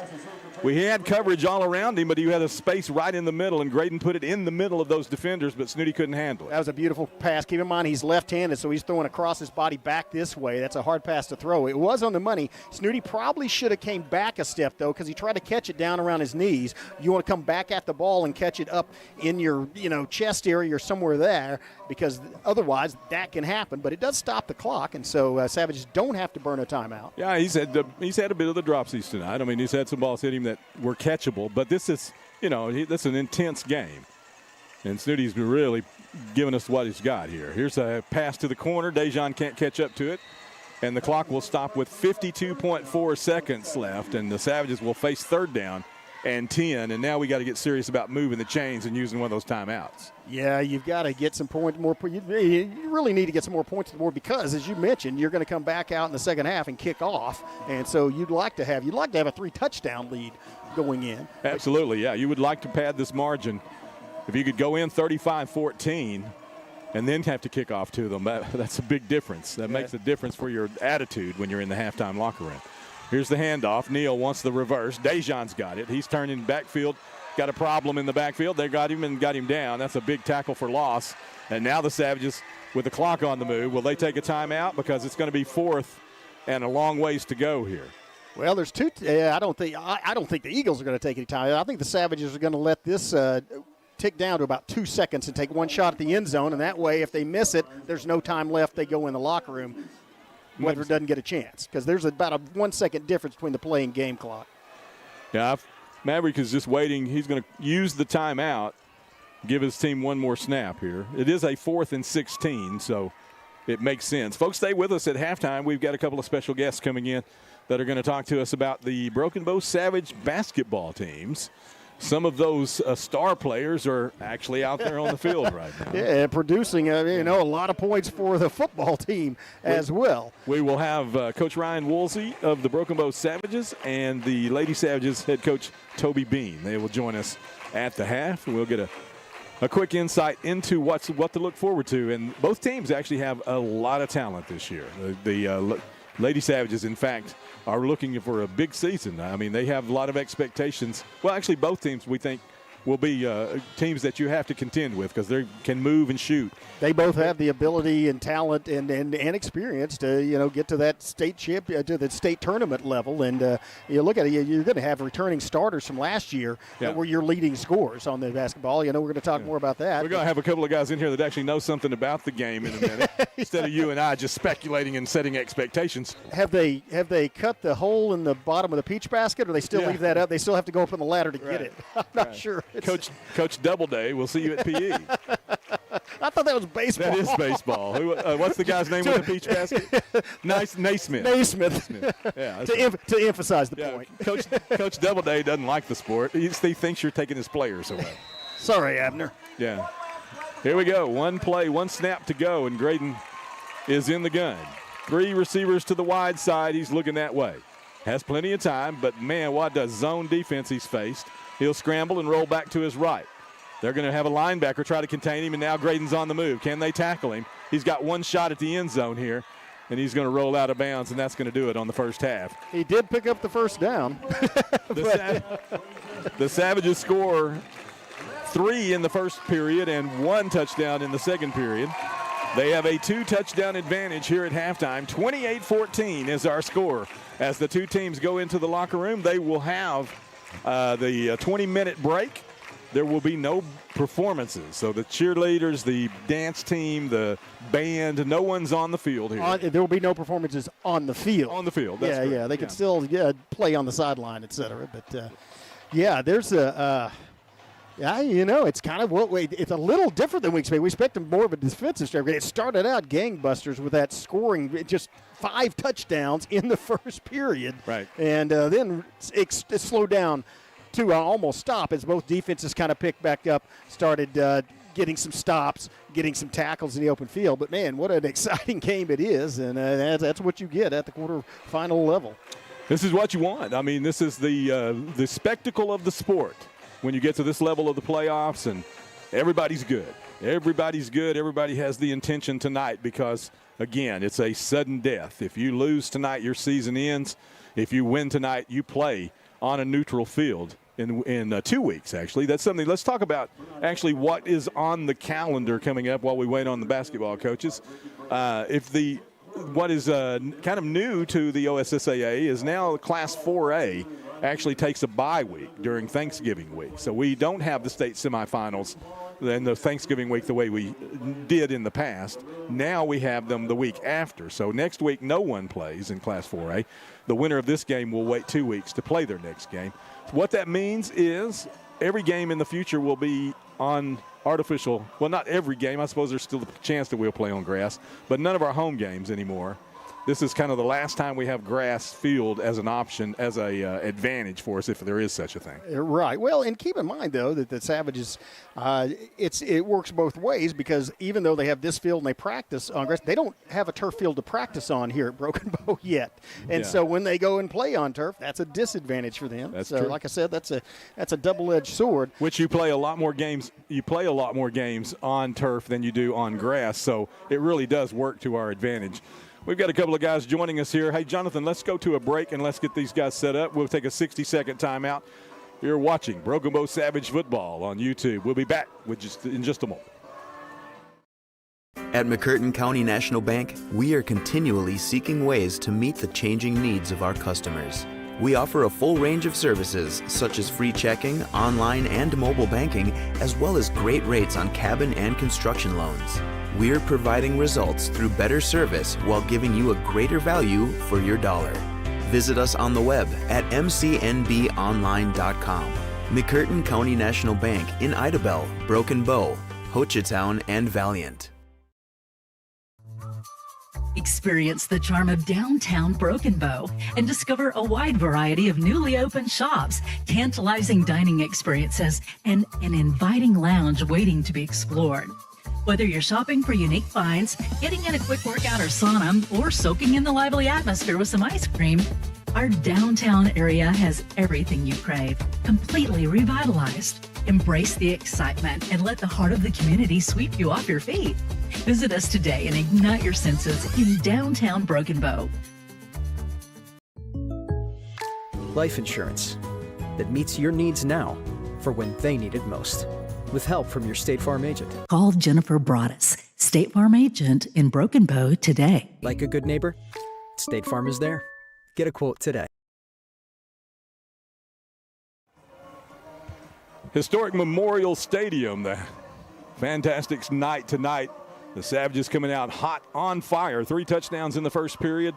They lead this one 28-14 at the half, and we've got a couple of special guests on hand with us here at halftime tonight. The Savage basketball program proudly represented by Coach Ryan Woolsey on the boys team and Coach Toby Bean on the girls team. Thanks, guys, for joining us here at the half tonight. I just wanted to get a chance kind of for you to give us an idea of what's going on with the basketball program and kind of what we can look forward to over the weeks ahead. On the boys' side, you're going to look forward to a lot of these same names you guys are calling out on Friday night with obviously Graydon Howell and then Sky Baker and AJ and Dejan and those guys, mixed with some guys that I've got in the gym right now. Expectations are pretty high for both programs, I would think. We open up this coming Friday with the Savage Classic. However, when we win this football game, we're going to move that to Thursday. So we'll open up actually this coming Thursday. We'll play D-Queen, and then we'll take off Friday and hopefully go watch the Savages play football. And then Saturday come back and we'll host Hugo. The next Thursday. Not this next. Yeah, it's not Thanksgiving. Not Thanksgiving the next week, one. Sorry about we got the bye week coming. So yes, the following after that. So that's what we got coming up. So you guys are, I mean, you said it yourself, the expectations are high because you guys last year kind of gelled as a unit. I mean, you had some guys come together.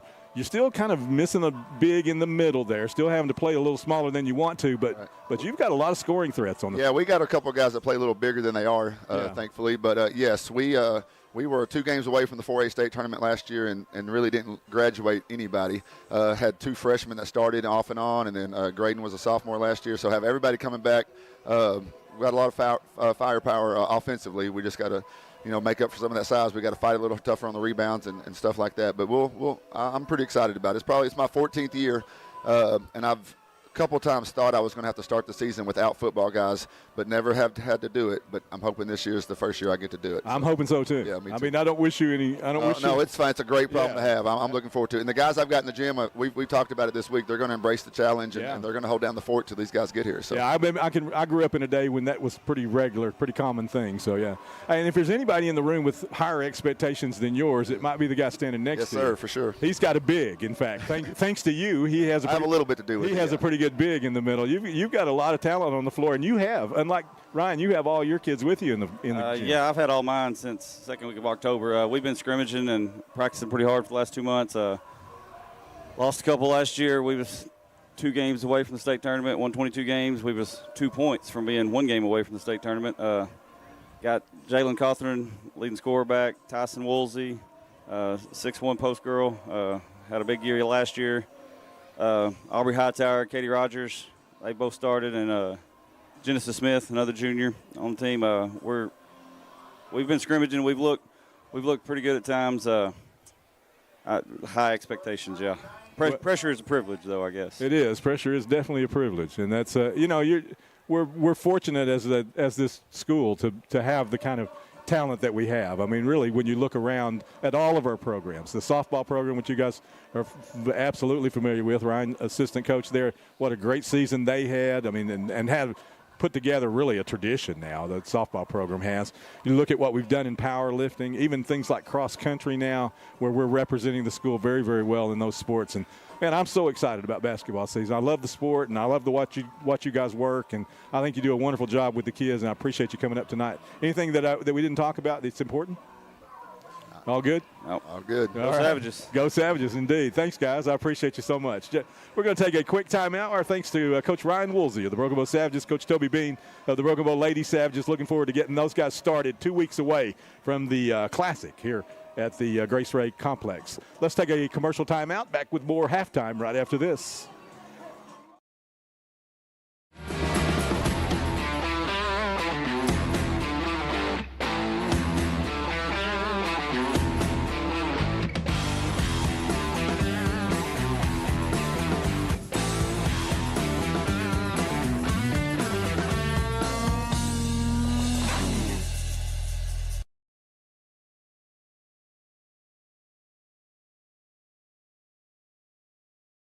We all have stories inspired by culture, competition, creativity. Stories show our humanity. They inspire us to greatness and remind us to be humble. Stories connect us to our communities and the rest of the world. We are the Chutta people, and these are our stories. See and share them at togetherwe'remore.com.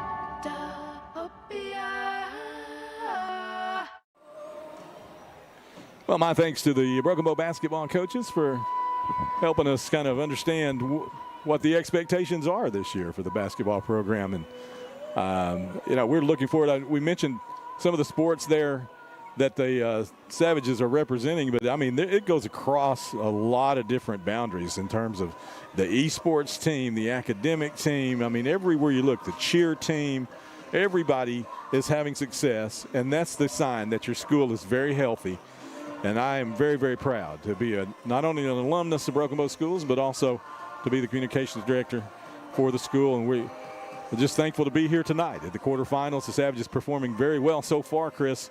They put 3 touchdowns on the board there quickly in the football game and really did set the tone. But the Eagles, no slouch. They're 9-2 for a reason. They've put up a couple of touchdowns themselves, and they will have a chance on offense when the second half begins.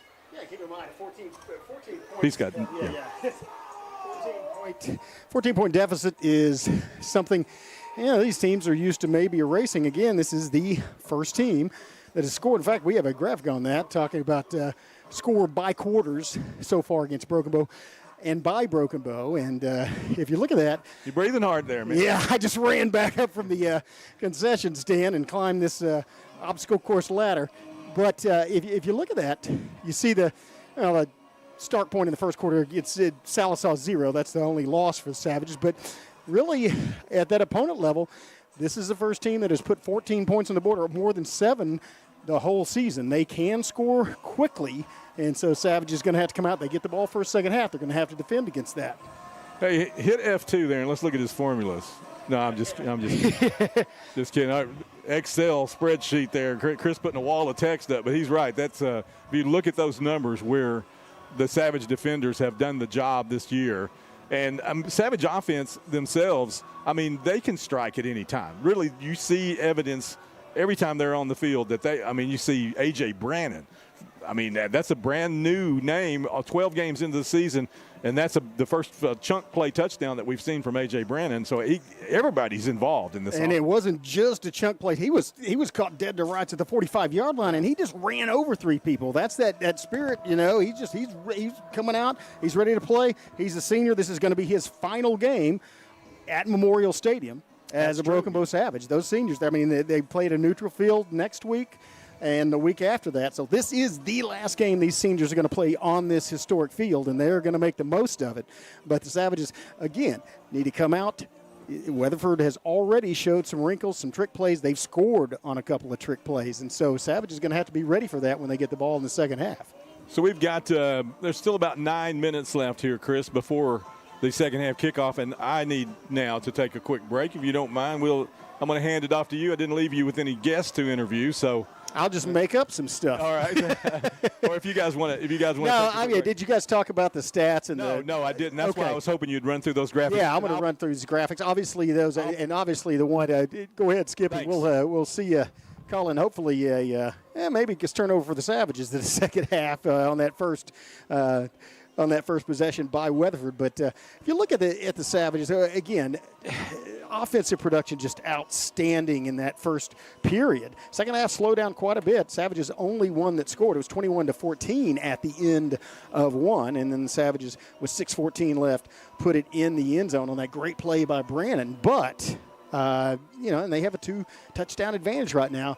But second half's going to be a little like kind of a whole new ball game. But look at the season stats, and this is obviously prior to the first half tonight. But Broken Bow, just outstanding production, averaging almost 500 yards a game, and that's it looks like that is going to continue. They have moved the ball up and down the field. They've had one-play drives for 70 yards to start off, and so Savage offense hitting on all cylinders. They have to keep that up, and it only gets harder as you progress through these playoffs. And of course, one of the main reasons for that is Graydon Howell, the stellar junior quarterback, having another great day. Already has 4 touchdown passes, and 2 to Neal, 1 to Hall, and then the 1 to Brannon. So doing very well. Does not have a rushing touchdown yet in this game, and that's something he does well. But now with those 4 scores tonight, just this season, Graydon Howell responsible for, I think, 50. Does that put him at 50? He had 41, so he's at 45 touchdowns this season. He has 83 during his career, and still have a lot of football left to play here in this game. Like to put quite a few more on there. And, of course, Savages have put 70 points twice this season already. Looked in the first period, looked like they were well on their way to getting maybe even exceeding that, but they did slow down substantially in the second quarter. Of course, I said that only score coming on the Howell to Brannon pass. But defensively, Savage is going to have to do a little better job of stopping the Weatherford Eagles, not giving up those big plays. They did, and the thing is they had some great plays there at the end of that second period. Got the ball back for Broken Bow. Offense got the ball at the 14-yard line. They drove down about 60 yards downfield, but unable to capitalize there at the end as they ran out of time. And with the aid of some penalties and some good defensive plays by the Eagles, I should say. But Howell, again, we've seen him run the ball, get loose in the open field, not quite get it into the end zone, but still probably has about 60, 70 yards rushing in the first half. But that's something that may open up in the second half.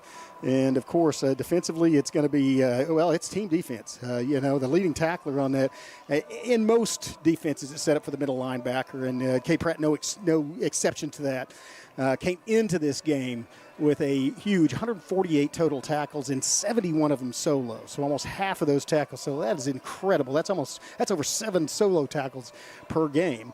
13.5 tackles per game. And haven't seen as much, haven't called his name as many times, but that's because the Savage defensive line has been getting there. Bentley Brown coming in from the outside, and they are dropping, I believe they're dropping Pratt back in coverage because of that passing game. And so that's another factor, but that may change. He is. I do not have it broken down as to how many of those tackles by Pratt were in the first half versus second. But Savage defense doing pretty well, holding this team to 14 points. But they are going to have to keep that up and maybe accelerate. We haven't seen any turnovers yet in this game, and that's something that makes a huge difference in games of this level. Of course, Snooty Neal already has added to his 5 touchdowns last week with 2 receptions this week, but has, in fact, scored the second and third touchdown for Broken Bow, but doesn't have 100 yards rushing yet, and that's He did have one call back for a penalty, but he has a lot of yardage on passes, but that's also due to the quality of the defense he's playing. Weatherford Eagles doing a pretty good job in the middle, keeping him from going outside. And there you see it coming into this game, Neil, 172 all-purpose yards per game. That's incredible. And he might have more than that this game, but he did have a couple of drops in the first half, and that's something you just have to, again, it's a little wet. It was raining yesterday. It's a little bit of a wet field, but it's not spongy or anything. You just got to make those catches at this level.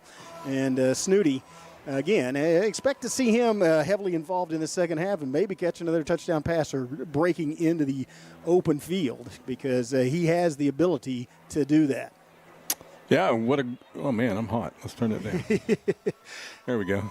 He's talking about his mic is hot, but it is a little steamy in here. It is. You mind your own business. I guess that's a triple entendre. Snoot force, huh? Yeah, man, he is. It's brute force, it's snoot force, and he has run over a couple of people tonight. But again, as you get into these higher level games against these ranked teams, it's going to be and they've also seen it. Yeah. And less of that. Well, you've seen that the Eagles are coaching to contain. That's what they've tried to do tonight, and that's easier said than done when you're facing somebody like Graydon Howell. And then when we can get Snooty some space up front, he's making those down and distance more manageable for us. He's getting 4, 5, 6, sometimes 7 yards, and we are setting ourselves up. But then we've had a few penalties also, Chris, that have caused us some problems. Let's take a moment while we have this opportunity to talk about our media partners and our banner sponsors this year. We've got those 5 media partners that you see the commercials rotating for.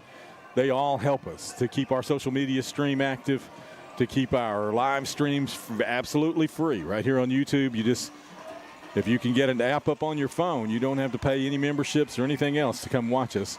We also have the banner sponsors. That's Crystal Forest Wedding and Event Venue, IC Fitness, and Arklahoma Pools and Spas. Those are our banner sponsors this year. Yeah, thanks to them. Of course, they, big supporters of Savage football and really have, they've had quite a season to be a sponsor of. I mean, this is the farthest way. We didn't talk a whole lot about it. This is the farthest Broken Bow has been in the playoffs since 2010. They won their last district championship then, went and actually advanced another round and went and got beaten by a stellar Oklahoma City Douglas team in the semifinals, one step away from the state playoffs. But keep in mind, too, folks, these banner sponsors, they are specifically sponsoring the football live stream. That's what they are doing. And so the reason that it's free are these 3 organizations right here that do business here in our county and in our neighborhood. And we certainly encourage you to not only patronize their business and utilize their services, but to thank them while you're there. When you run into them, tell them how much you appreciate the fact that you can watch Broken Bow Savage football even when you're not available to come to the stadium for the game. And it doesn't cost you a dime to do so. We appreciate them so much. And in fact, thanks to our partner, McCurtain County National Bank, 1,000 people, it didn't cost them a dime to be in the stadium tonight. Again, a big shout out to them. That's a tremendous support of the Savage community and the Savage Nation. And you can hear it. You can hear that crowd yelling, overpowering us. Man, this is, and again, we talked about it with Tony Ward, Councilman Ward of the pregame. You could just kind of feel that this may be one of those teams of destiny, but they're going to have to play a really good second half. They do have a 14-point lead, but they are going to have to kick off this football here in about 30 seconds according to the clock. Well, I don't want to bring up any demons from the past, but if we go back to the Black Diamond game on this field, there was a lead that was squandered in that game as well. We had some bad things happen to us, so let's not get ahead of ourselves. We need to stop on this first possession as we open this second half, and then we need to set the tone in the half with a great offensive drive, very similarly to the way that we opened the first half. If we can do that again, this time with the defense on the field first, which should be a very good night for Broken Bow. We are 3 minutes away from our second half kickoff. Let's take a short commercial timeout, and we'll be back with more Savage football. The second half kickoff on the way. 28-14, the Savages lead the Eagles. More Savage football right after this. At McCurtain County National Bank, we are continually seeking ways to meet the changing needs of our customers. We offer a full range of services such as free checking, online and mobile banking, as well as great rates on cabin and construction loans. We're providing results through better service while giving you a greater value for your dollar. Visit us on the web at mcnbonline.com. McCurtain County National Bank in Idabel, Broken Bow, Hochatown, and Valiant. Experience the charm of downtown Broken Bow and discover a wide variety of newly opened shops, tantalizing dining experiences, and an inviting lounge waiting to be explored.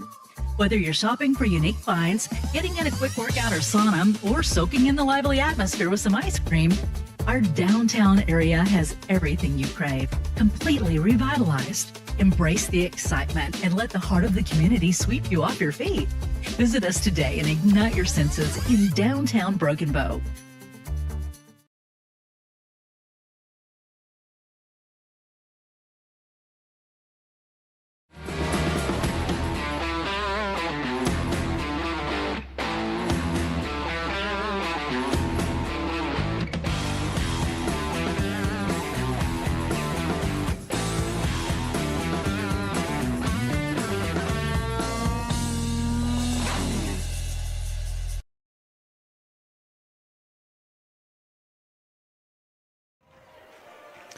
And welcome back to Memorial Stadium. Skip Copeland alongside Chris Chandler for this wonderful, wonderful night of football. Great state quarterfinal game. Hey, I've got a couple of dear old friends out in the Deerwoods tonight listening to us, or actually watching us on YouTube. Mike Bailey and John Godding. I haven't seen John in a long time, actually. You did say Godding, not Gotti. Yeah. Because I say you're not going to see him for a while. No, Godding, yes. Yeah, so good to have you in the county again, John. I hope I get to see you while you're in town. Having fun tonight right here. I know they're having fun. Got a fire rolling, I'm sure. Had some rain today, earlier in the last 24 hours anyway, so everybody's got a campfire rolling, I bet. Like to be out there with you, but I'd rather be right here, to be honest. We've got another half of football. 28-14, Broken Bow leads, and they'll kick the football away. This is a very good Weatherford football team. They are 9-2 on the season. They had to come a long ways to get here, and they left this morning, I think, at about 9:30 out in western Oklahoma, 308 or so miles. And when you do it in a bus, it seems that much longer. It's a long bus ride, and they're used to traveling. Their district opponents being out in Weatherford, they travel a long way to go play their district games, just like Broken Bow. I mean, it's a long ways from Weatherford to Woodward, so I mean, that's what I was saying. It's a little more sparsely populated out there. It definitely is. It definitely is. Freshman kicker Gadiel Zaragoza has the football teed up at the 40-yard line. Savage is going to kick from left to right this time, and here we go. End over end kick fielded, 21-yard line on the move, 25. Has a defender around his back, and he gets away from him. And now the Savages will wrap him up and get him down finally at the 35-yard line. They had a shot at him at the 25. He eluded one there. He'll set him up 65 yards away. 1st and 10 Eagles just underway here in this second half. That was a good job of finally wrapping it up. Skylar Marshall in there as well as Burdo, and I think it was actually Burdo that made the contact in the legs. Skylar got him up high and didn't allow him to accelerate, and so not bad field position, but not great field position, just right there at the 35-yard line, which is where it'd be if he kicked it out of bounds. No, they've got they say they've got my old sidekick Shannon Tomlinson out there with them as well. So, well, that's quite a crowd in the Deerwoods tonight. Here come the Eagles, motion. They'll fake the jet sweep. Penalty marker play will stop before the snap. False start on the Eagles. They'll lose 5. They'll start with 1st and 15 rather than 1st and 10. That's helpful. That is helpful. So we mentioned about you. We talk about that Savage tradition, but Mike Bailey, one of those guys, played here at Broken Bow, played his football. His dad, Bill, played football, and his son was a stellar running back, went on to play at the University of Arkansas and ULM. So played on that, and he went to the state semifinals as well. We should probably call Mitchell's name. Yeah. Mitchell Bailey, I'm sure, if he's not here tonight, he's tuned in. Here we go. Handoff deep in the backfield. Another broken tackle. Good running. gets the penalty back and gets inside the chains. It takes Tyjon Murphy to slide down and make the tackle. Sky Baker helps him out. But again, the Savages had a chance, Chris. They went up high on that. And this guy's built like a bowling ball. He's a wrestler in the winter. So, I mean, he's hard to tackle. And if you get him up on the shoulder pads, you're not going to get him down. He pulled away from that tackle like it just easily. And so, and now he didn't. The shoulder tackle was also by Murphy, but Murphy had another 100 pounds on him. Yeah. Here we come. The Eagles with second down, long 8 yards to go. Wants to throw the football, looking inside. Hot pass, big hit. Cole Patrick puts him on his back, and he's missed the tackle. I mean, he's missed the catch, but he got the tackle. yeah, he still got it. And that ball was tipped to the line of scrimmage. That ball changes its rotation coming across there. Linemen getting their hand up. That was great play, just total team defense, and a nice finish. And that puts the Eagles in a tough third down spot. You know, we mentioned we really haven't had any turnovers, but this could be another tip ball at the line of scrimmage or something like that. Could put the Savages in great field position. Graydon Howell enters the game at cornerback in placing B.B. Heath. He's out there on an ISO with that wide receiver to the wide side, well, actually the right side of scrimmage. Ball's in the middle of the field. 3 receivers now, an H-back look as well. The whistle stops play prior to the snap. Is this a timeout or is this a penalty? Timeout. Weatherford Eagles will take the first of 3 timeouts. 11-12 left second half. They're on their first possession. Let's take a short timeout and come right back after this. Life insurance that meets your needs now for when they need it most. With help from your State Farm agent. Call Jennifer Broaddus, State Farm agent in Broken Bow today. Like a good neighbor, State Farm is there. Get a quote today. So Weatherford, this is an important play for them, Chris. 3rd down and 8. And they are at that point of the field position where they're not going to go for it on 4th down on this end. I mean, if they did, it would probably be a fake kick. It's the only way. And so they really need something here. So they call timeout to get another chance to talk about it. And it may have something to do with the fact, number 4, Graydon Howell was put in there. If they were going to try to throw to that opposite side, that changes things if you have Howell in for Heath. He's the fastest player on that Broken Bow defense over there. And also, you said it's a big play for Weatherford. It's a huge play for Broken Bow as well. They can establish the momentum in the second half right here. You can get your first 3 and out if you can stop them this play. Here's a big rush from the Savages. Wald rolling right. Now he wants to throw the football as an open receiver flashing. Savages pound him out of bounds right at the line to gain. I think they're going to spot it first down Eagles as they got just what he needed. He paid the price on that sideline, but he did get the first down, stop the clock with 11:06 left, third period, move the chains. The Eagles with a 1st and 10, 45-yard line, Eagle territory. Yeah, a matter of inches, and it was Howell delivering the blow, but it was a great route. Just a curl route, came back toward the line of scrimmage and actually caught it on the other side of the chains. They get a first down. Savages flipping positions here defensively. The Eagles with the trip set into the short boundary. They'll throw the other way, and it's incomplete. Man, I had a chance. Was that Graydon? That was Graydon, but I think that one might have been tipped to the line of scrimmage as well. Savages start defensively here with Tyjon Murphy and Jackson Porter. That's Cale Guillen on one side and Bentley Brown on the other. Brian Clay at the outside backer, Bladen Maddock on the opposite side from him, and Cade Pratt in the middle. The safeties are Sky Baker and Cole Patrick. The corners in the game at the moment, that's Isaiah Fields, the top of your screen, and down here in this ISO on the bottom is Graydon Howell, number 4. That's your defenders, the 11 on the field at the moment.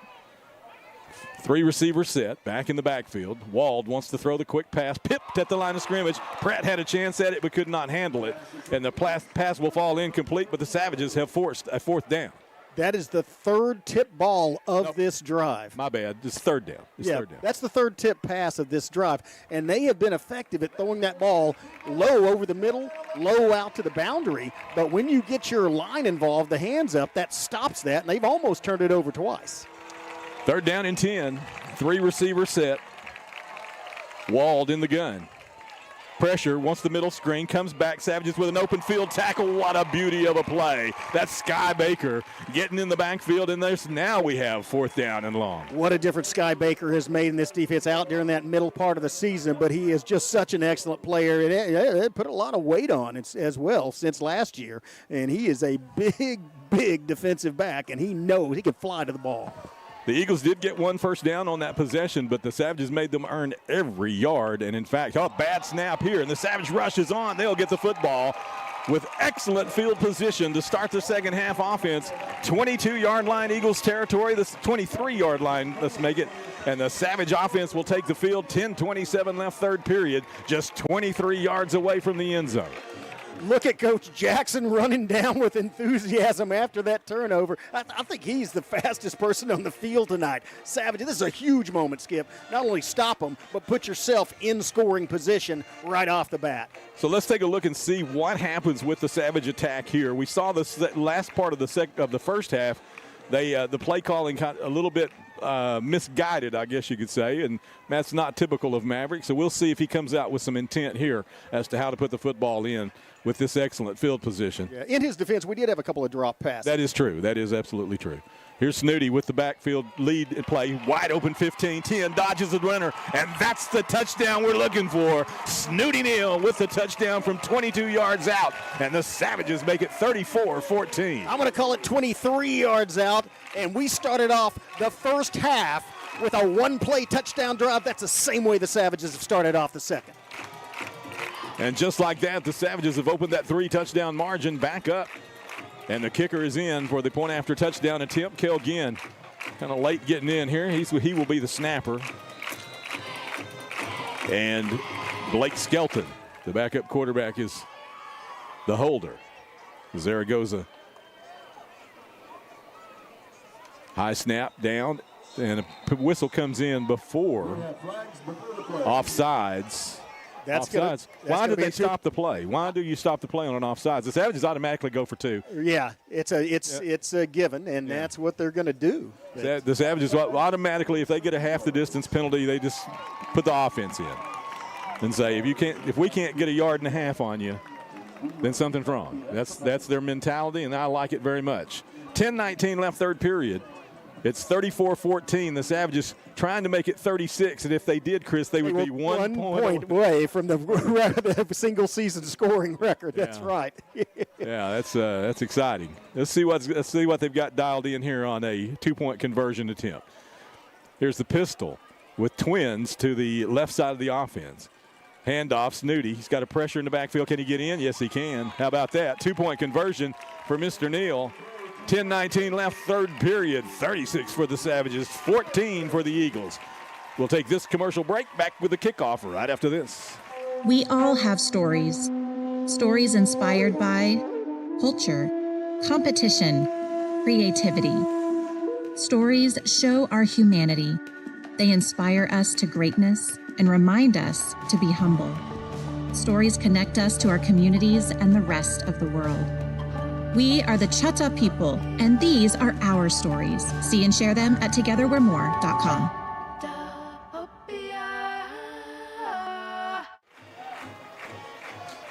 Historic Memorial Stadium is the site of this state quarterfinal match, the third in the history of these two programs between them. The Savages and the Eagles, they have split the previous two at home and home. And this time the home team has a 3-touchdown advantage as well. 36-14. Here's Zaragoza with a kickoff, middle field this time. 19-yard line on the move. 25, 30, outside, hit hard, and down he goes. Great defense by the Savage kickoff unit. And the Eagles will have the football at the 30-yard line, 1st and 10. That was a great open field tackle by Maverick Soto, another senior playing his final game here at Memorial Stadium, and he just leveled the ball carrier. There was no chance he was going to get down that sideline. Yeah, that was number 16, Jeremiah Scales, on that tackle as well. Savage defenders on the field. That's Porter and Brown. Jackson, Porter, and Jimmy Brown, that is. Bentley Brown also there on the left edge. Kel Ginn, number 53, right side. Brian Clay, Bladen Meddock, Cade Pratt. Those are the forcing unit, the front 7. 5 receiver set. Wald wants to throw it. Hot pass, incomplete. 2nd and 10. And that was so well read by the Savages. As soon as the ball was snapped, they saw the intended receiver take a step back, and there were 4 defensive players for Broken Bow that ran right toward him. Basically, everybody that was on that side of the field, as every linebacker and defensive back on the far side of the field, went straight at the point of attack. I think the Eagles have kind of decided here that they don't have time for those double moves that they tried in the first half, because they lost a lot of yardage on sacks late in that half, and they now are trying these quick passes. Now they've got motion. Flynn, loose ball on the ground. The Savages scramble for it. I think Wald got it back, but he's going to lose more yardage. And again, the Eagles continue to go backwards. Chris, they have negative yardage in this half. Some good sportsmanship shown by the Browns. And looks like Porter helping Wald up. But, yeah, that's I don't know if it's jitters or what, but 2 bad snaps on consecutive possessions by the Eagles has them back, but way behind the chains. 3rd down and 13. Heath comes out. Howell goes in. That's the only substitution here. Otherwise, the defenders are the same. That's Patrick and Sky Baker at safeties, and Isaiah Fields out here on the wide receiver. Here's the handoff in the backfield. Keeper by Wald. He's got nowhere to go, and the Savages have forced another 3 and out with the Eagles. Nothing working for the Eagles offense tonight, at least on this series in the second half. The Savages come out with some intent here in the second half. The Broken Bow force unit is going through the Weatherford offensive line like a hot knife through butter. That was just a jailbreak. There were 5 black jerseys in the backfield. Wald had no chance for that play to develop. Personal foul against the Eagles, so they're going to lose 15 more and be punting from deep in their own territory here, as the flag was a personal foul. Maybe a verbal. Let's see where the spot was, because that may be half the distance. I didn't pay attention to where the ball was. They're going to step him. They're going to step him back to the 14-yard line. He'll stand near his own goal line. And the last time he had a bad snap. Let's see what happens this time. This time it's a good snap, and he'll get the kick away. It's not a particularly good one, and Graydon's going to catch it on the run. 40-yard line, 35, dodges a tackler, 30. Has a blocker in front to the 20. Breaks a tackle there, and he's in the end zone. Goodbye. Another Savage touchdown. And the Broken Bow Savages have now set the new single-season scoring record on another fantastic punt return by Graydon Howell. The Broken Bow Savages. The great Haldini. 9:06 left third period, and the new single-season scoring record belongs to the 2025 Savage offense.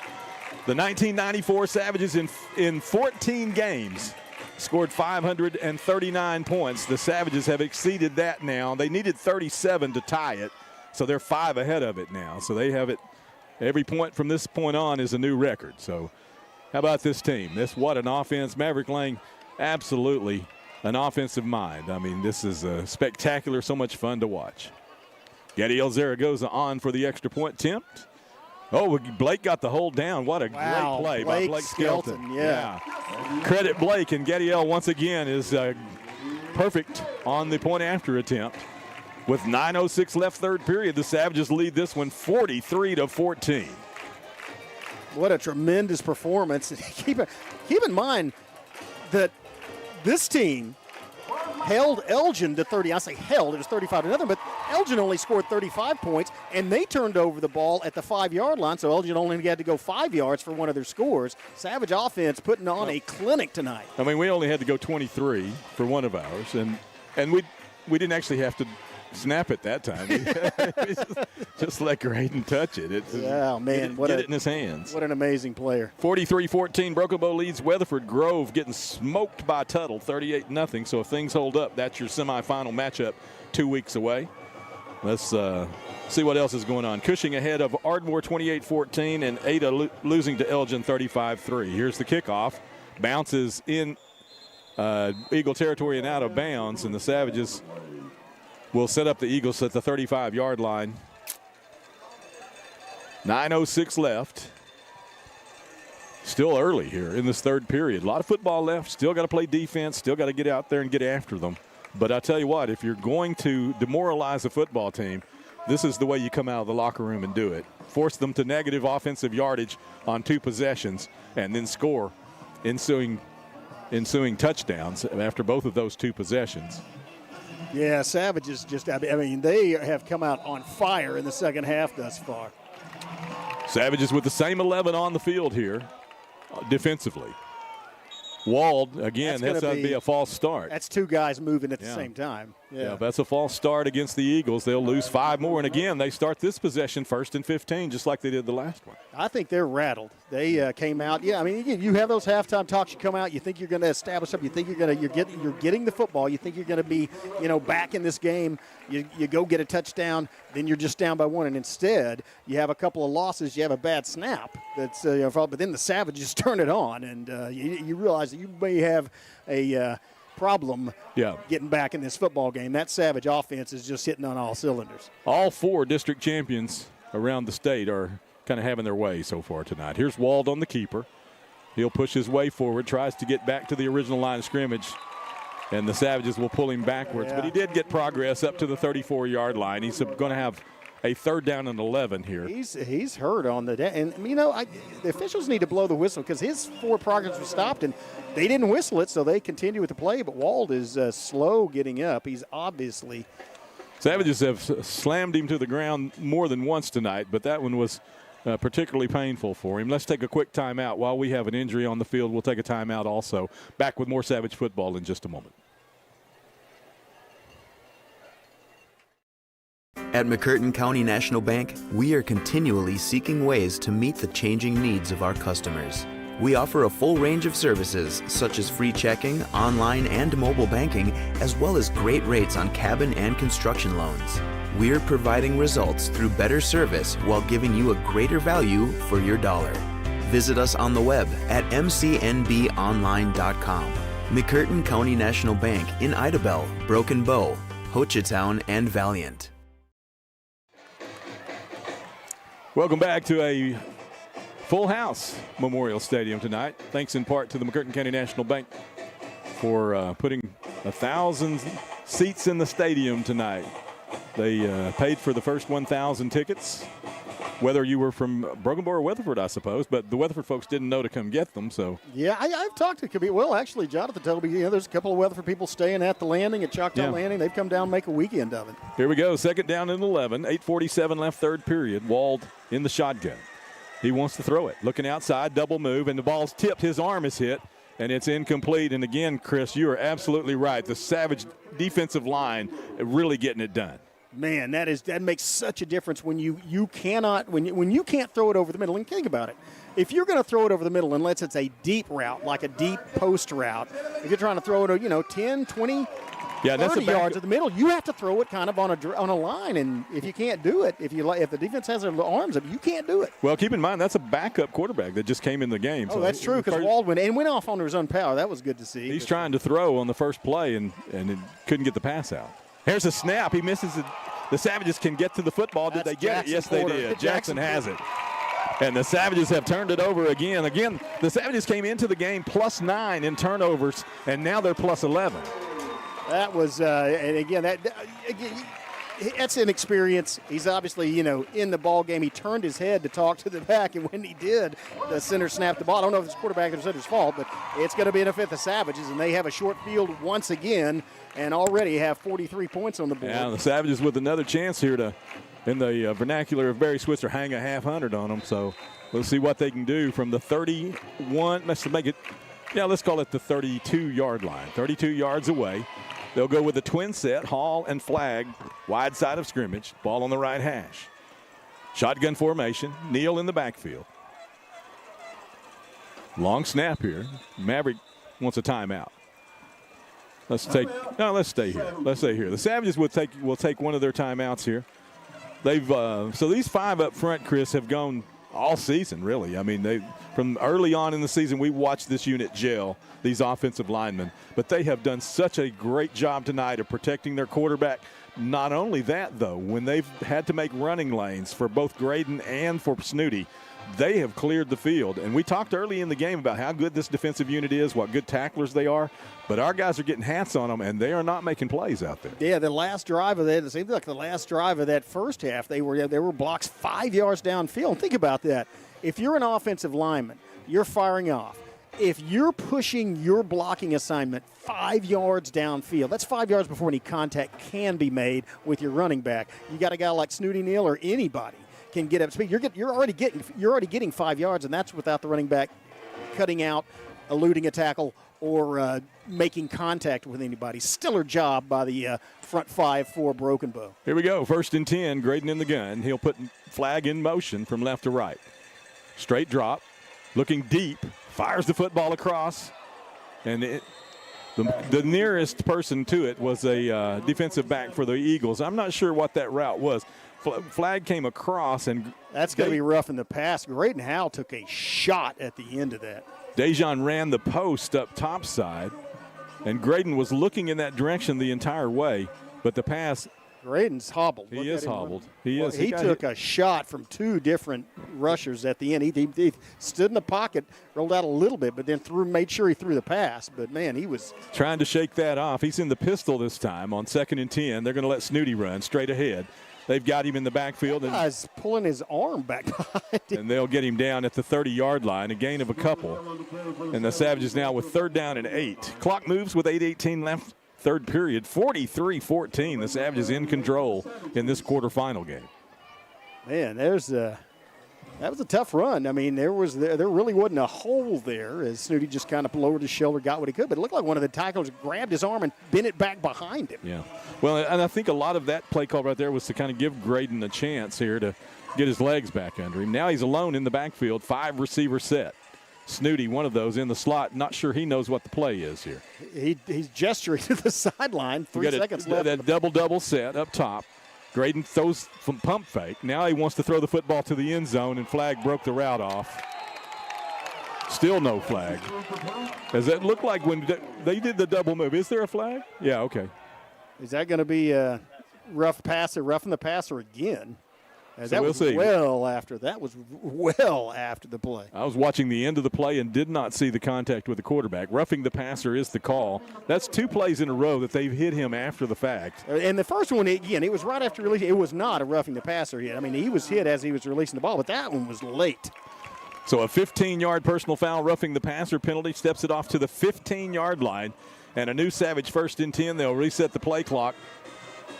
And the Savages will have it inside the red zone already with that 43 points on the board. Here's a chance for them to finish off this last 15 and really just kind of polish things here late in the game. Well, and we're not late in the game. Who am I? Not. It's the third quarter, and we're not halfway through it. Quarter and a half to go still. Pistol set. 3 receivers. Ball on the right hash. Now they'll put Snooty in motion, slip him up into the slot. Snap. Inside. Graydon loses the handle, and I think we've turned it over. We have. We definitely turned it over. I think that was going to be a shovel pass to Snooty coming across the other way, but just Graydon lost the handle on it. Yeah, ball slipped out of Graydon's hand. He was a shovel pass as you saw the back coming across in front of him. And as he got ready to kind of toss the football, it just come out of his palm. 7:31 left, 3rd period. 43-14 is our score. The Savage defense back on the field. That's Jimmy Brown back in there at defensive tackle. He's alternated with Tyjon Murphy over the second half of the season. In fact, they have alternated at that tackle position. Jackson Porter anchors that other side. Cale Ginn and Bentley Brown on the edge. Cade Pratt in the middle. Go ahead, call the play. Sorry, I was going to show you that. That hit was super late. Should have been an unsportsmanlike conduct penalty. Here's a snap. Quarterback wants to fire it out. He's got a receiver open. Can the Savages tackle him? Yep, they get him to the ground. A good pass and catch combination there, though, and he gets positive yardage, maybe 9 yards. Looks like they're going to spot him at the 26-yard line. He's got to get to the 28, so an 8-yard gain. You got to hand it to Jimmy Brown, who made the tackle on that after the ball was thrown, turned around, ran straight downfield, and that's not something defensive tackles do a lot, but Savages pursue until the whistle blows. Savages happy to keep them in front of them right now and let the clock run. They're going to run the ball because bounces outside, heads to the sideline, goes out, first down yardage, 35-yard line. Good blocking up front. You saw that hole open up, and again, you see the size of that offensive line. That has been their strength this year, Chris. As egregious. Oh, yeah, my goodness, that was clearly a roughing call. 6:56 left with the clock stopped on the out of bounds. But again, the Eagles, their bread and butter this year has been that rushing game. So you do see that they have that skill set. Again, they're going to try the middle. Savages will plug it up. He'll fall forward for a yard, maybe a yard and a half. Jackson Porter and Bentley Brown just collapsed from opposite sides, made contact, and got him down just a couple of yards off the line of scrimmage. They got him down, and he had a little trouble getting up there. Now it looks like he's shaking things off, but he's still not right. He's got tape all up on that one shoe anyway, so I think he's got a bad ankle, and now it's even a little worse because somebody got him, tackled him by. Well, he had the 1-2 punt as Bentley hit him, and then Porter hit him like within a tenth of a second of each other, where you're pinballed between two people, and that knocks you off balance. In fact, look, he can't get off the field, Skip. He's going to have to. Yeah, he's down. Assisted. He's completely down on the ground now. So we have a timeout on the field. With 6:18 left here in the third period, 43-14 Savages. We'll be back with more Savage football in just a moment. Experience the charm of downtown Broken Bow and discover a wide variety of newly opened shops, tantalizing dining experiences, and an inviting lounge waiting to be explored. Whether you're shopping for unique finds, getting in a quick workout or sauna, or soaking in the lively atmosphere with some ice cream, our downtown area has everything you crave, completely revitalized. Embrace the excitement and let the heart of the community sweep you off your feet. Visit us today and ignite your senses in downtown Broken Bow.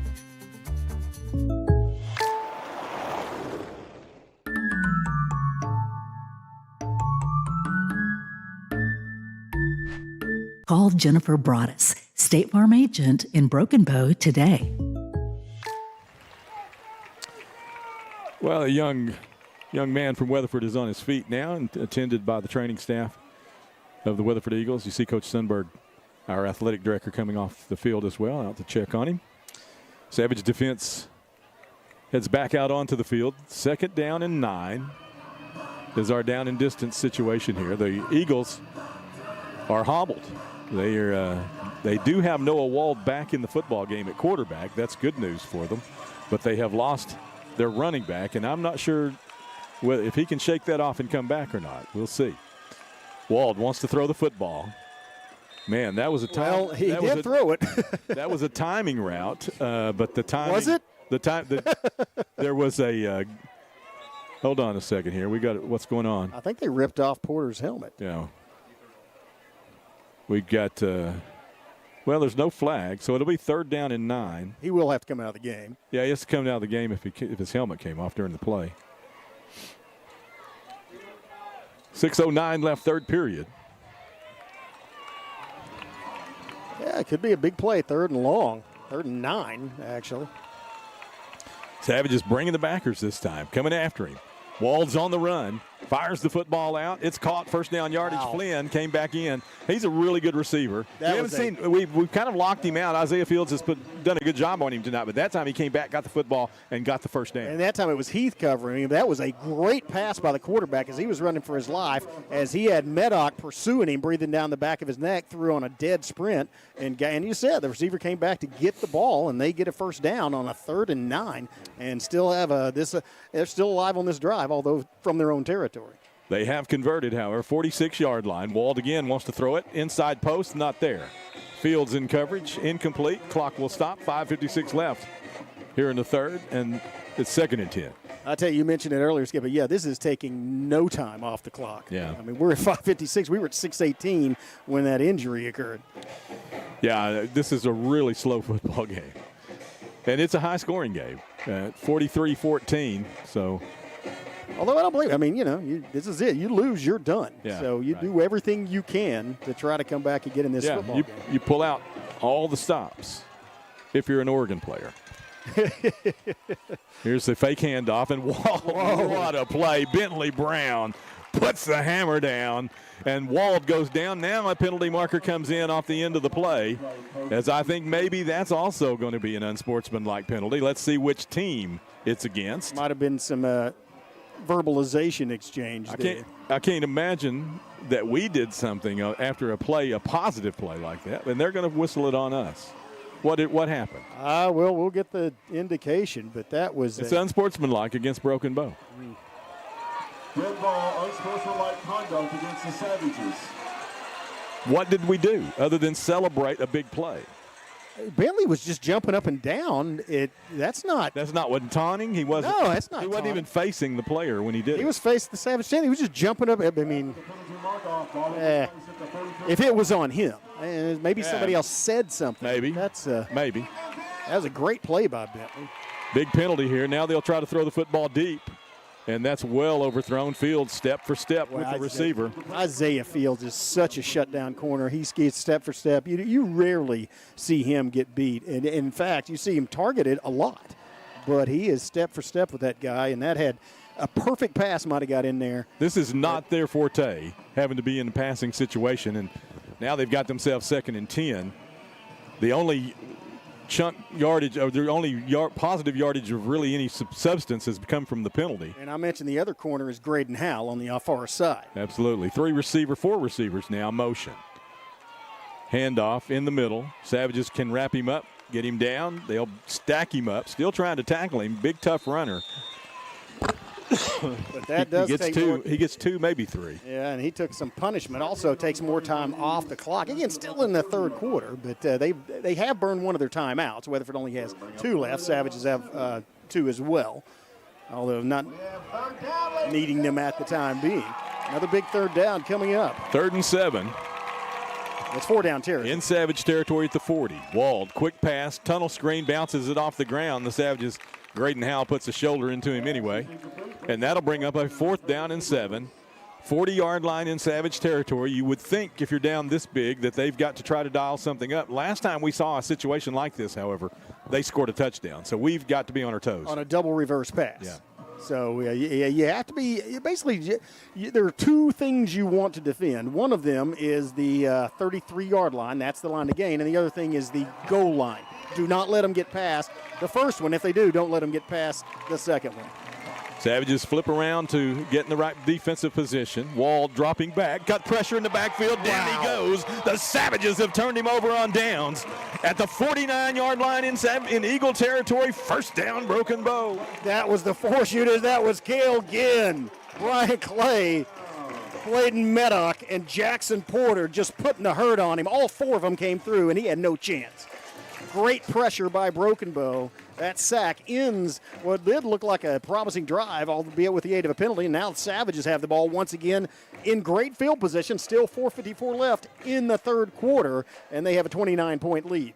Savage defenders got most of that penalty back right there on that play. You can see just a jailbreak. They spotted it at the 50-yard line.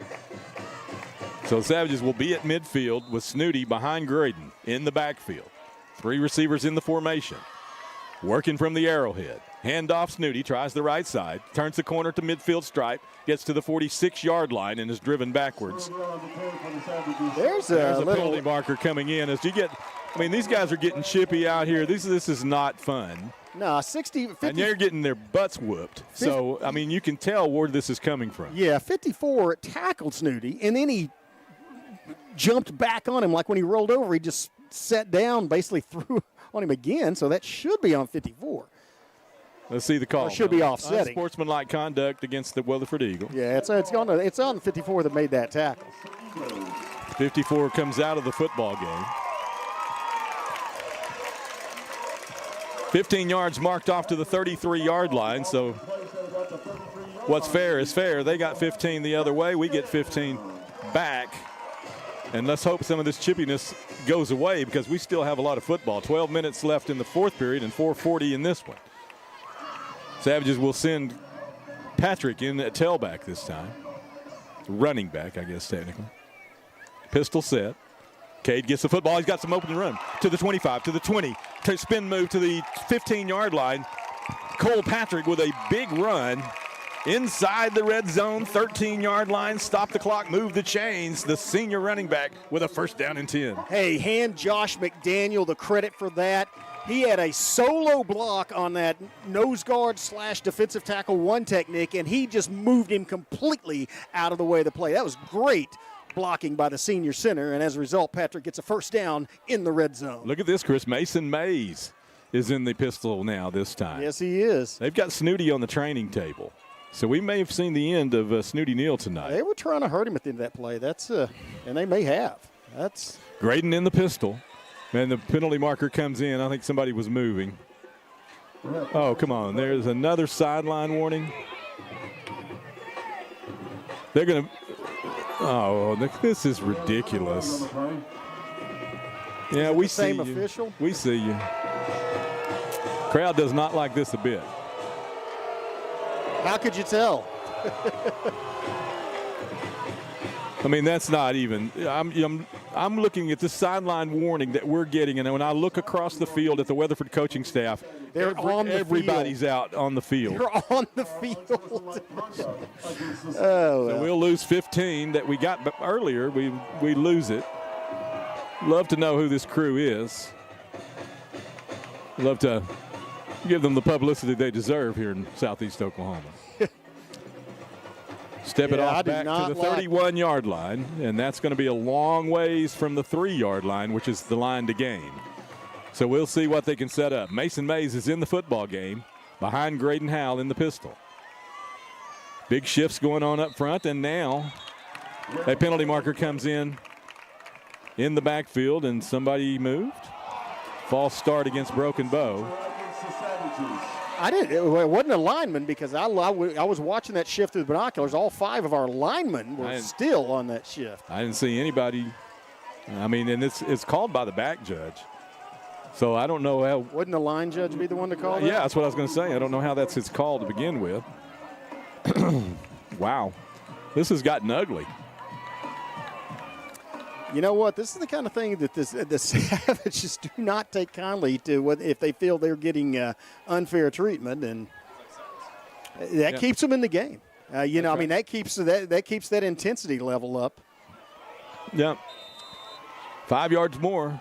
We've got a long ways to go here. 33 yards on first down. Graydon dropping back. Has some room. Fires the football into the corner of the end zone. Kalel fighting for it. Can't get inside. There's a hand checking going on all the way down the field. No penalty markers. Stop the clock on the incompletion. 3 minutes, 40 seconds left, and dial up second down in 33. It is now second down. Yeah. It is now second down. But it's incomplete, and the clock is stopped again. So there's still 3:40 left in this period. Savages, boy, I really would like this would just be something special to convert this second and 33. We've done it before. Yeah. Pistol formation. That's Cole Patrick back in the football game. Fake handoff. Graydon rolling left. Still pumping. Now he'll throw the football across. Isaiah Fields catches it. Couldn't catch it. No, it hit the ground. It was incomplete. No, they say it's intercepted. They claim it's intercepted. The side judge comes in. Looked like one called it incomplete and the other one called it an interception. And the Weatherford Eagles have stopped the Savages, but honestly, the Savages kind of stomped themselves. It was second and 33 anyway. Yeah. So we'll see now. The Savage defenders come back on the field. They should have a little pep in their step. They should. And I don't know if you say they stopped themselves getting a sideline 15-yard penalty that puts them out of the red zone. Yeah, okay. But fair enough. 3:31 left, third period. Bit of a break in the action here as we change possessions on the interception. The Savages commit their second turnover of the game. I think the Eagles are going for the end zone on this one, throwing to that far side. They've got Tripp split out there. Wald will hand it off in the middle. Straight ahead blocking. And the clock will run, finally, thankfully. But I was wrong. You know what? Although the wind, they may be waiting for this quarter to expire because there is a wind now. You see the flag there, and it is blowing from west to east. And so it would be at their back if once they switch sides for the quarter. Yeah, what wind there is a headwind. You're right now for them anyway. Here's Wald in the backfield, second down and 8. Handoff, straight ahead blocking. Again, the Savages try to get him. He breaks a tackle. And again, big, strong running. This is the backup running back. And he's breaking tackles. And again, you look at these guys, squatty guys, Chris, 5'10", 200, 205 pounds, wrestler bodies.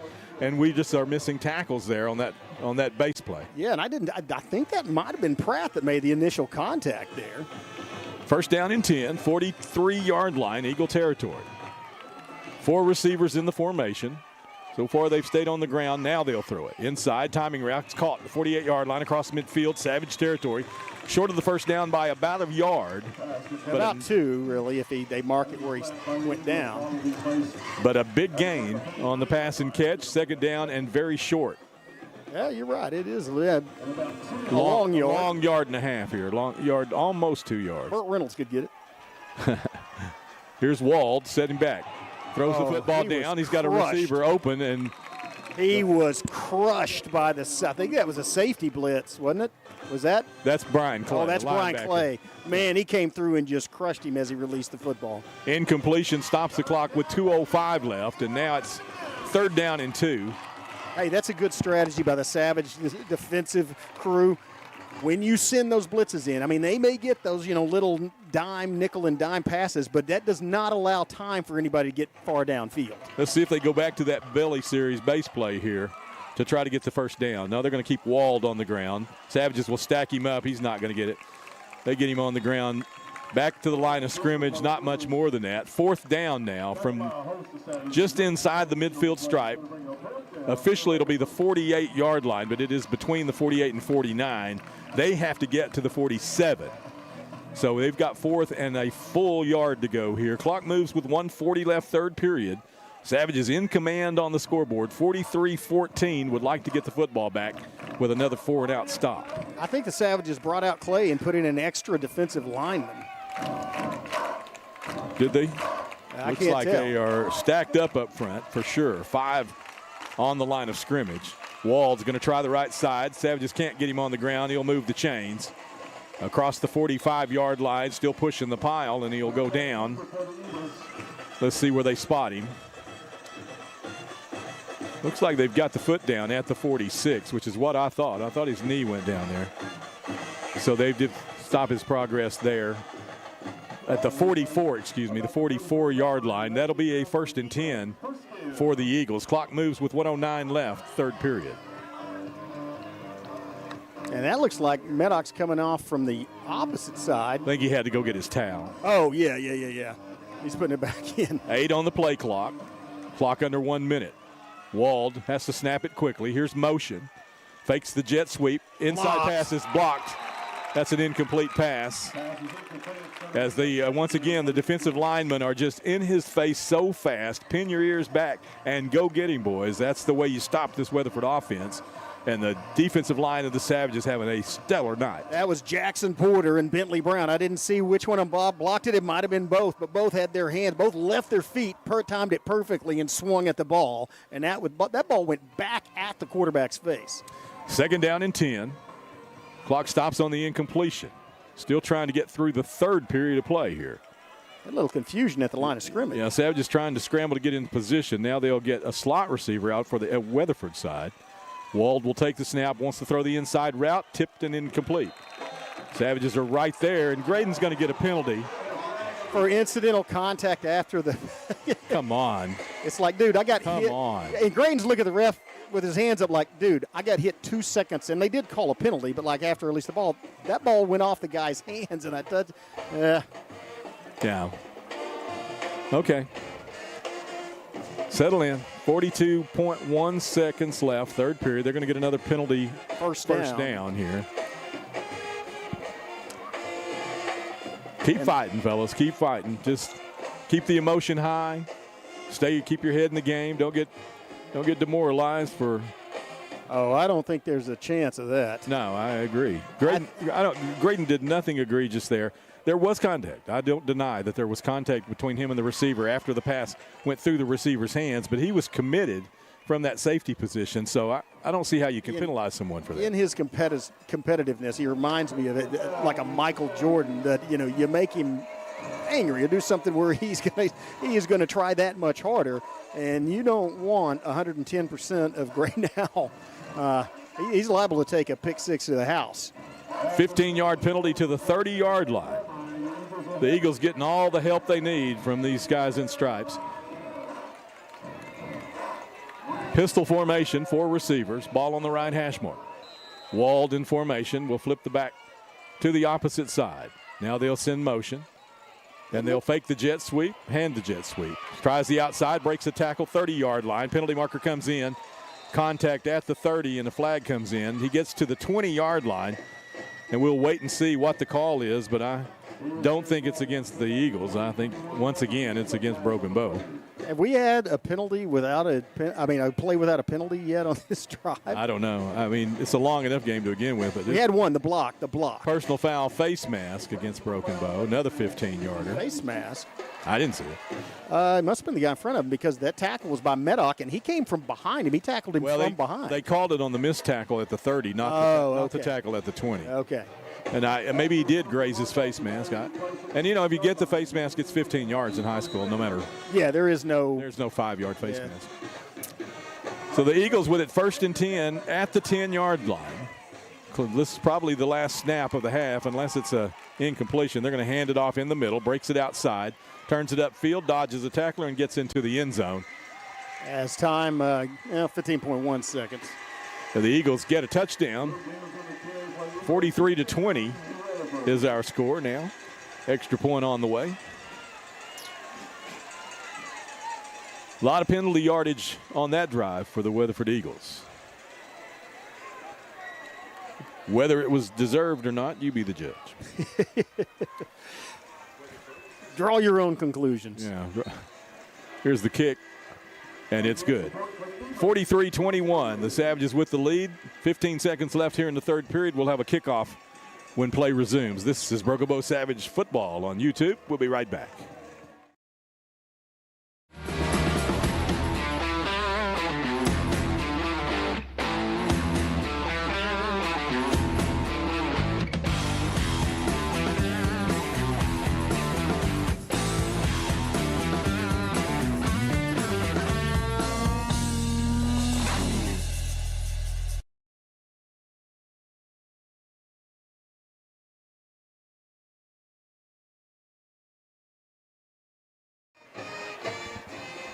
And welcome back to historic Memorial Stadium, the scene of a Class 4A quarterfinal match between the Savages and the Eagles.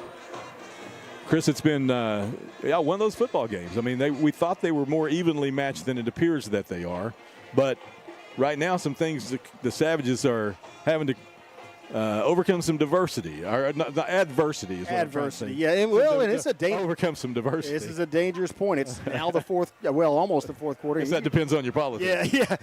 I'd expect an onside kick on this, and the Savages again, 3 touchdown lead plus 1 point because they had that 2-point conversion. But Eagles have a little momentum after that touchdown. You need to try to put the kibosh on that, and they're going to kick it away. I'm not surprised, actually, this early in the game. Fields, I don't think he touched the ground, did he? He didn't. Whistled him. No, he didn't touch the ground. He slipped, and he put his foot out. Man, we are just not catching a break here. This is wild. Check this out. He never touched the ground, and they whistled it dead. And what are you going to do but take the football? Let's see. I don't think he ever went down to the ground, did he? He caught it. Did he touch right there? He touched with his hand, but you can put your hand down. Yeah, you can hold your balance with your hand. As long as the ball or the knee. Anyway, football's at the 33-yard line, we're going to say. And the Savage offense on the field, 11.1 seconds left, third period. Still in the third period. 43-21, the Savages lead. They have the football. Graydon hands it off. Patrick's got some running room. 35, 40, got a blocker in front. Can he cut it back? Stiff arm and thrown out of bounds at the 45-yard line. A first down run by Cole Patrick as he moves the chains for the Savages. And again, no kneel in the game. In fact, I don't see Snooty. Yeah, I do see him sitting on the training table without his helmet. So I don't know if Snooty. I think we've probably seen all we're going to see of Neal tonight. This game.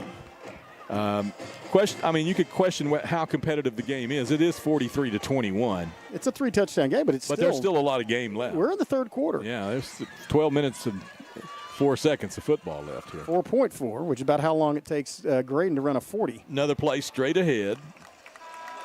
And he's up to the 48-yard line as time expires on the third period. We have 12 minutes of football left. The Savages have the football, 2nd down and 7 when play resumes. You're watching Broken Bow Savage football on YouTube. Let's take a break. We'll be back in just a moment.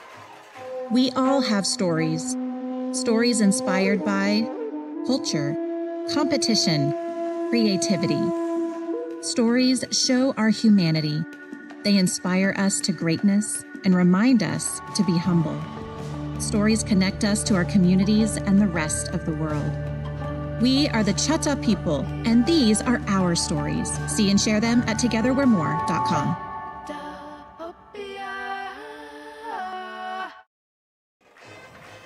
Big thanks to the Choctaw Nation of Oklahoma. Our thanks especially to Councilman Tony Ward for joining us in the pregame tonight. Enjoyed the conversation with Tony. Lots of good things happening with the Choctaw Nation. Our thanks to all of these media partners for bringing our programming to you this year. We've got 12 minutes of football left right here. State quarterfinals. The winner moves on to the semifinals. And the loser moves on to basketball, wrestling, the sport of your choice. The break. Savages are going to come out with a 3-receiver set to the wide side of scrimmage on 2nd and 7. 4 receivers total, as they do have flags split wide right. Patrick in the backfield alongside Graydon Howe. Graydon, hard snap. Wants to throw the football. Khalil has it. First down yardage. Can he break a tackle? Gets knocked out of bounds. Not before he gets the first down. Stop the clock and move the chains. 11:54 left in the football game. The Savages with a new set of downs. Well executed play, perfect timing. Flag ran the perfect route, and the ball was right there when it needed to be from Howe. And as a result, Savages are now just a great at the little 45 or 44-yard line, actually. He got a yard past it. Yeah, just a great little timing route. 2nd and 7. The great protection. Very deliberate on Graydon's part. Steps in, throws that route hot out there. Flag gets a hand on it, moves the chains. Here's Graydon handing it to Patrick. Stuffed in the backfield, and they'll wrestle him to the ground. He got back to the line of scrimmage, but didn't get any more than that. It'll be 2nd and 10. The clock will continue to run, however, on the running play. Yeah, Patrick did something you shouldn't do against this defense, and that's hesitate. He actually came to a complete stop at the line of scrimmage, and unlike Neal, he doesn't have that strength and speed to run over somebody. He's more of a quickness type guy, and so you need to keep your momentum up. Does keep the clock running, though. Yeah, he does keep the clock running, and that's a good thing in this game. Savages would like to manage the clock as much as possible here and get some of this game clock down. Graydon in the shotgun. Long snap count. Watching that play clock, letting the clock run. It's down to 2. It's down to 1. And there's the snap. Now he'll throw the timing route out. AJ's got it. 35-yard line to the 30-yard line. Still running. Breaks the tackle. Bulldogs his way. 25-yard line. 24-yard line. AJ Brannon on the slant. He's having a big night. And they are not this. Listen, look at the ankle twisting and stuff going on at the bottom of the pile. Look at AJ with his shoulder pads sticking out, and he delivered the blow. He stopped and just ran into the would-be tackler, mowed him over, then as he did it, made a spin move like he did on that touchdown, and he is pumped up. Savage is rolling. Clock on the move, 10:43 left in the ball game. Solo backfield for Graydon Howe. He'll throw the timing route. AJ's got it again. Inside the 20, slung down at the 16-yard line. Another broken bow. Nope, not a first down. He got 9 yards that time. It'll be 2nd down and 1. And again, the clock will continue to run. The Savages on the move. Red zone possession. Already up 43-21, looking for more. This is a smart play. It keeps it. Graydon's releasing the ball within a second of getting it. He doesn't have a chance to get hit back there, but it does keep the clock moving, and he's throwing short passes, getting tackled in bounds. Pistol handoff. Patrick gets hit at the line of scrimmage and is brought down by his jersey at that point of contact. No gain on the play, maybe a little bit, but it's going to be 3rd down and less than a yard here. Well, 78 rolled over on him a little bit, and Patrick needs to watch it, though, because he almost retaliated. He started trying to talk to him and pushing at him, and that's usually what draws the flag, especially in this game. Well, I mean, when I used the word chippy earlier, and that's when it starts getting that way, this is what happens, because teams start to retaliate with one another. Yeah. You know, you're not going to be bullied, and that's the name of the game. And neither team is going to back down. So here the Savages set. Solo look, double pump. Graydon on the move now on the left side. He's going to try to get some room. Now he'll throw the football to the back of the end zone, and it'll go out over the head of A.J. Brannon. Graydon actually just buying himself another down there. Now it's 4th down and short. And the Savages will probably just try to push the pile here and get the first down, get themselves a new set of downs in the red zone. Yeah, Graydon is still hobbled. You can tell he's not as mobile. He's not making those moves. He's taking care of his leg or egg or whatever it is in there. 54, by the way, was in there hitting him after he threw the pass again.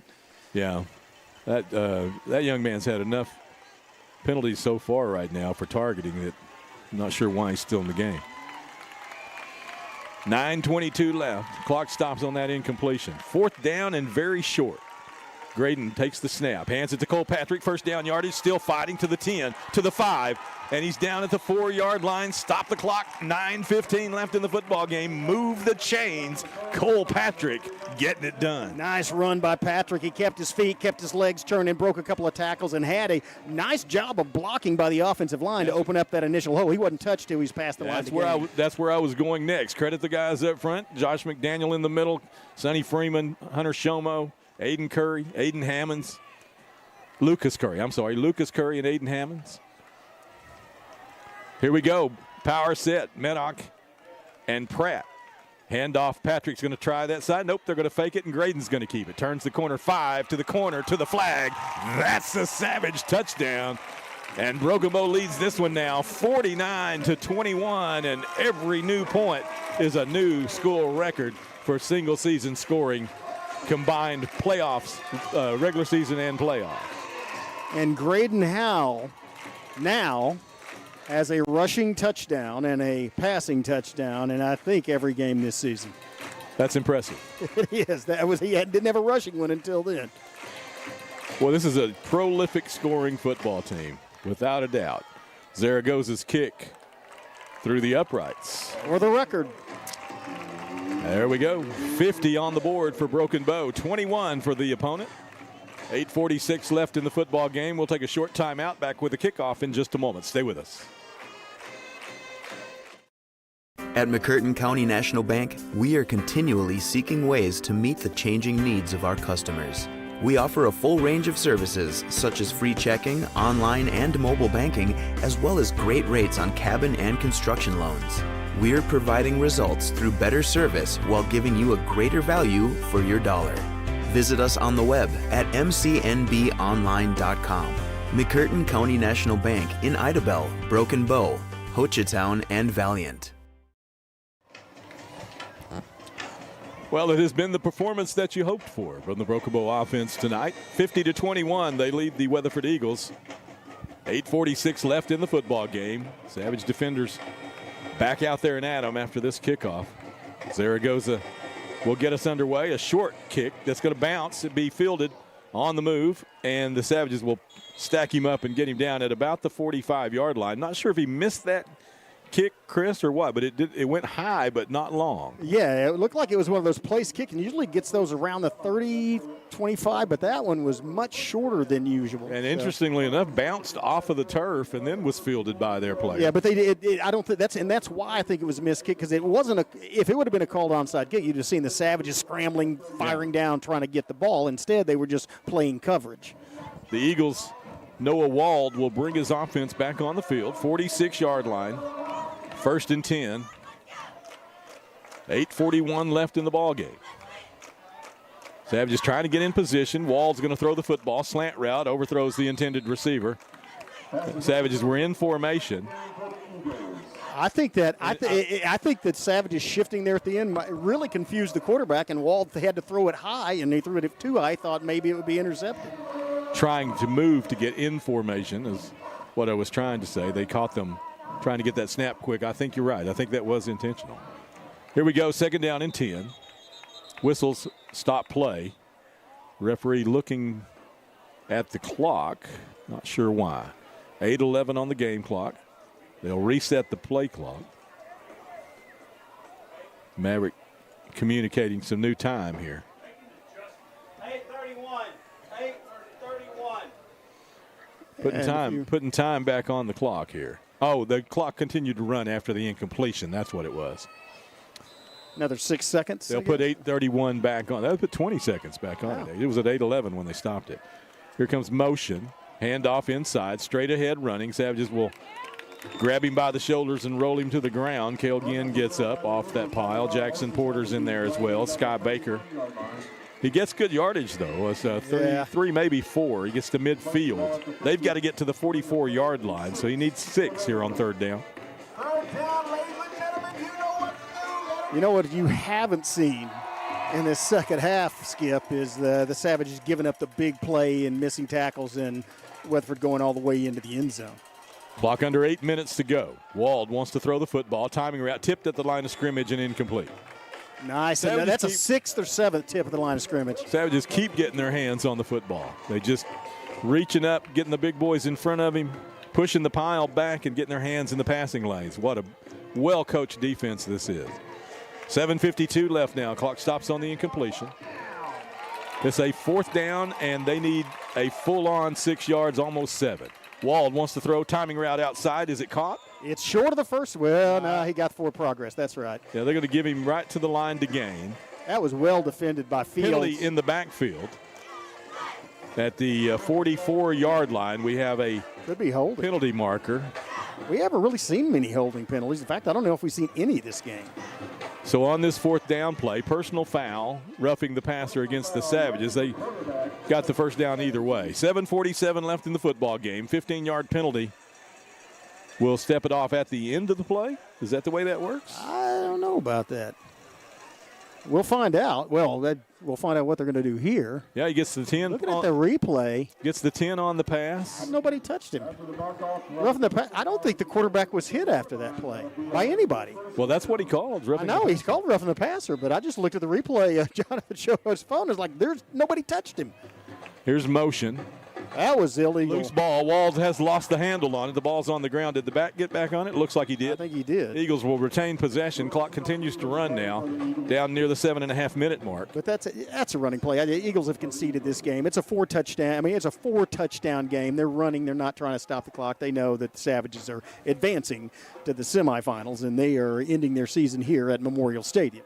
Yeah, I would very much like to get through this game without anybody getting hurt and usher the Eagles out to their long bus ride home, and we'll move on. Because right now it's a little too chippy for my liking. Here's motion. Slow snap. They're going to find the back out of the backfield. The Savages will have to get him on the ground. Isaiah Fields pushes him out of bounds, but not before he gets inside the 10-yard line. Down near the 7. And it'll be 1st and goal Eagles with 6:56 left in the ballgame. Hey, you got to hand it to Fields, as that guy probably outweighs him by about, 50 pounds or so, and he managed to muscle him out of bounds. It was a well-designed play. Oh, we've seen Sunday Neal do that many times this season. Yeah, absolutely. So the clock stops on the out of bounds, and the Eagles now with a 1st and goal from the 8-yard line. Same set, motion, loose ball on the ground, bad snap. And the Savages, Bentley Brown has the quarterback Noah Wald and throws him to the ground. Does Bentley Brown wrestle? I don't know. Boy, he is strong. He had Wald. He was behind Wald, and he literally picked him up off the ground and threw him backwards toward the Savage goal line. I mean, toward their own goal line, toward the Eagle goal line. We had that conversation when we talked to Coach LaSalle at the Poto game that I think the offensive and defensive linemen, it should almost be a requirement that they wrestle because it helps so much. If you look at the NFL, all those big linemen were wrestlers. Most of them in college. And it's about speed and strength. Here we go, 2nd and goal. Wald wants to throw the football. Incomplete. Great coverage. Isaiah Field shut Penalty down. marker comes in the end zone. No way. Boy, they are really getting some help. You see the Savage coaching staff go just like beside themselves. That's going to be interference. That's the only call it could be back there. I mean, it's on us. How could it not be, right? Right. Let's see what they call. Pass interference against the Savages. Well, let's all just take a moment to say a little prayer that we don't see this officiating crew in the semifinals.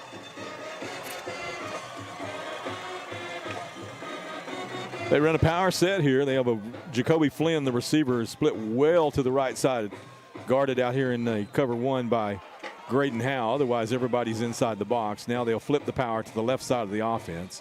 Wald's going to try that side himself, trying to push the pile to the goal line. Did he get in? Close, but no cigar. I don't think he got there. He's going to be short, about a half yard short. Clock will continue to run near the 6-minute mark in the ball game. It's a 3rd down and goal from just inside the 1-yard line. They're going to try the same set, it looks like. So kept the same personnel on the field. They'll start with a power to the right side. I saw on Jackson Porter on this play. Hand off. No, it's a straight He didn't get it. Did not get there. Wall did not get into the end zone. They're going to be faced with a 4th down. Wow. Sky Baker came in, slanted from outside, grabbed his legs, and took him out from under before he could get any juice going forward. And that was a great defensive play. Remember, we saw the Savages with a goal line stand against Ada. So they're just going to – looks like they're just going to try to get points here. Oh, no, is it an extra point? Oh, they did score. I never saw a touchdown. Saw an indication. I never saw a touchdown indicated. Well, I didn't think he did get in. So this is an extra point attempt on the way. Touchdown, Eagles. Little anticlimactic. Here's the kick. It's good. So now it's 50-28 with 5:42 left here in the football game. That was a very confusing situation. The line judge over there didn't raise his hands. Nobody indicated touchdown that I saw. I never saw hands go in the air. In fact, what I saw was the side judge stepping inside. At the 1 foot line. Yeah, at the basically. 1 foot line. Yeah. This is interesting. I'm really. Yeah, I can't wait to talk to our coaches to kind of see what their take on this is. 5 minutes, 42 seconds left in the football game. Savages already have 50 points on the board. And they will get the football back here. Would like very much here to see a possession in which they get the clock to move and get some of this time off the clock. It's, it's going to be extremely difficult for the Eagles to overcome a 3-touchdown deficit with 5 minutes, 42 seconds left in the football game. So the Savages really just need to do things to protect themselves offensively and to continue to keep the chain moving, keep the clock running, and get out of here safely. We already have lost our running back. Not sure how serious that injury is, but I do know that he's not going to see any action. Our quarterback's hobbled as well. Still waiting the Weatherford kickoff team, and now they will take the field.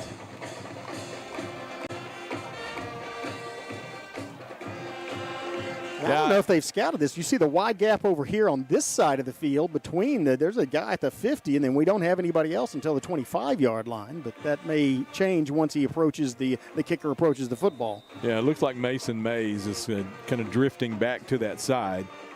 We'll see if they try something here with the onside. You would think they would want an extra possession, but no, they're going to kick it deep, and Graydon's going to go back to get it.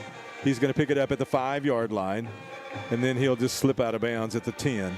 Boy, he is really hobbled. And that's where the Savages will take over. They've got 90 yards between them and the end zone, 5:37 to work with, so an empty canvas for Maverick to work with to try to move 5:37 off the clock.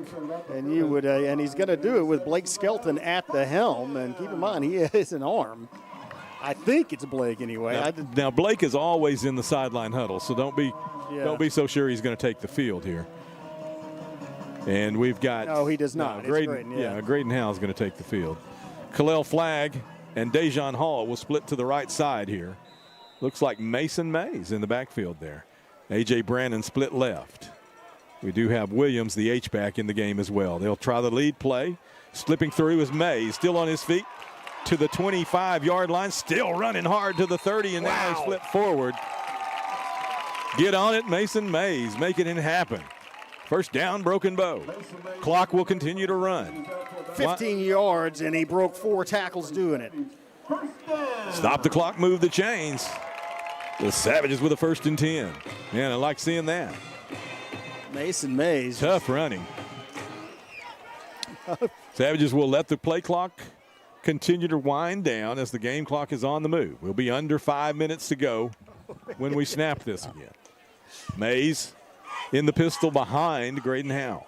3 receivers set, ball on the left hash. Long snap, waiting on the one play clock down to 1 second. Mays again on the move, slips through and slides forward. Goes down at the 35-yard line. A gain of 5. It'll be 2nd and 5. Man, that's another good run by Mays. And, he picked up 5 on. He's had 20 yards on 2 carries. Yeah. And you notice the linebackers are still making the tackles. I mean, that statistically we saw what that was. And the way it's happening right now is they don't have any choice because the tackles are being tied up front. That's a great job by that. In the second half, the Broken Bow offensive line has just dominated the front 3 as they have opened up holes for the running backs to run through. Here we go on 2nd down and 5. Clock moving with 4:14 left. Graydon awaits 1 second left on the play clock, and then he snaps it. Hands it to Mason again. Tries the right side. This time they'll get him from behind and slam him down. Crowd didn't like that, but that's not an illegal play. No, that's a good football play. That's a good football play. That is. Mason. They'll spot the football where his progress ended, which was at the 35. No gain on the play. It will be 3rd down and 5. Clock runs under 3:45 left. The Savages content here to let it continue to run. They will snap it again with 1 second left on the play clock, which will put them down near the 3 minutes and 10-second mark, I think. Yeah. I do want to mention, I remember that the downtown Broken Bow, one of our partners, doing the 5th quarter. They're at 2nd and Main in Broken Bow, so they'll be open until midnight. Replaying this, wow, that looked like that was snapped. Quick snap, and what's Graydon pointing at there exactly? They were calling signals. I think the defense, Graydon saying the defense was calling a snap count, which is a flag. That's an unsportsmanlike penalty, as Graydon is telling them about it right now. They cannot simulate a snap count. Our guy, we snapped it early. There's no question we snapped it early, and apparently, I mean, if you can't win, cheat. Apparently, that's the motto. But that's what he was pointing at. You're absolutely right. Yeah, because he obviously snapped it, caught it, and he didn't. He pointed at the guy that was. When he had the ball in his hands, he pointed. And he said, "Okay, well, I'll just run it to the side." By the way, he did gain a yard on that. He was forced to go out of. Well, no, still running. He kneeled down. That's right. This is 4th and 4, and we're going to take a timeout. I don't know. I mean, I think we probably punt the football here. It's 50-28, 2.5 minutes left in the ball game, 4th down and 4. And I would say we would try to change field position here, don't you think? Yeah, I think so. And also, well, I mean, they've conceded pretty much, but the clock is your friend. You want to keep it running, and so if they have to, drive 60 yards to get in the end zone, it just adds to it. But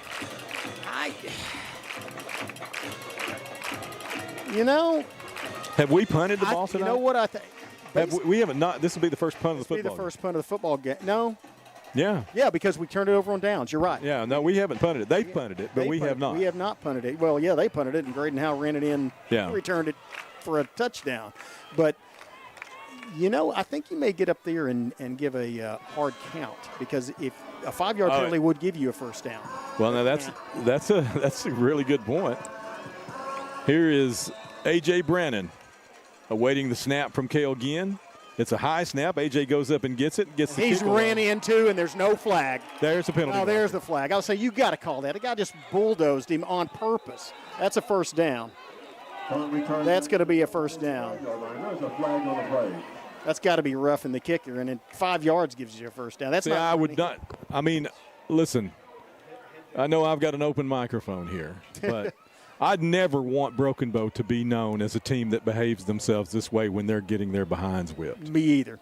This is a bit ridiculous.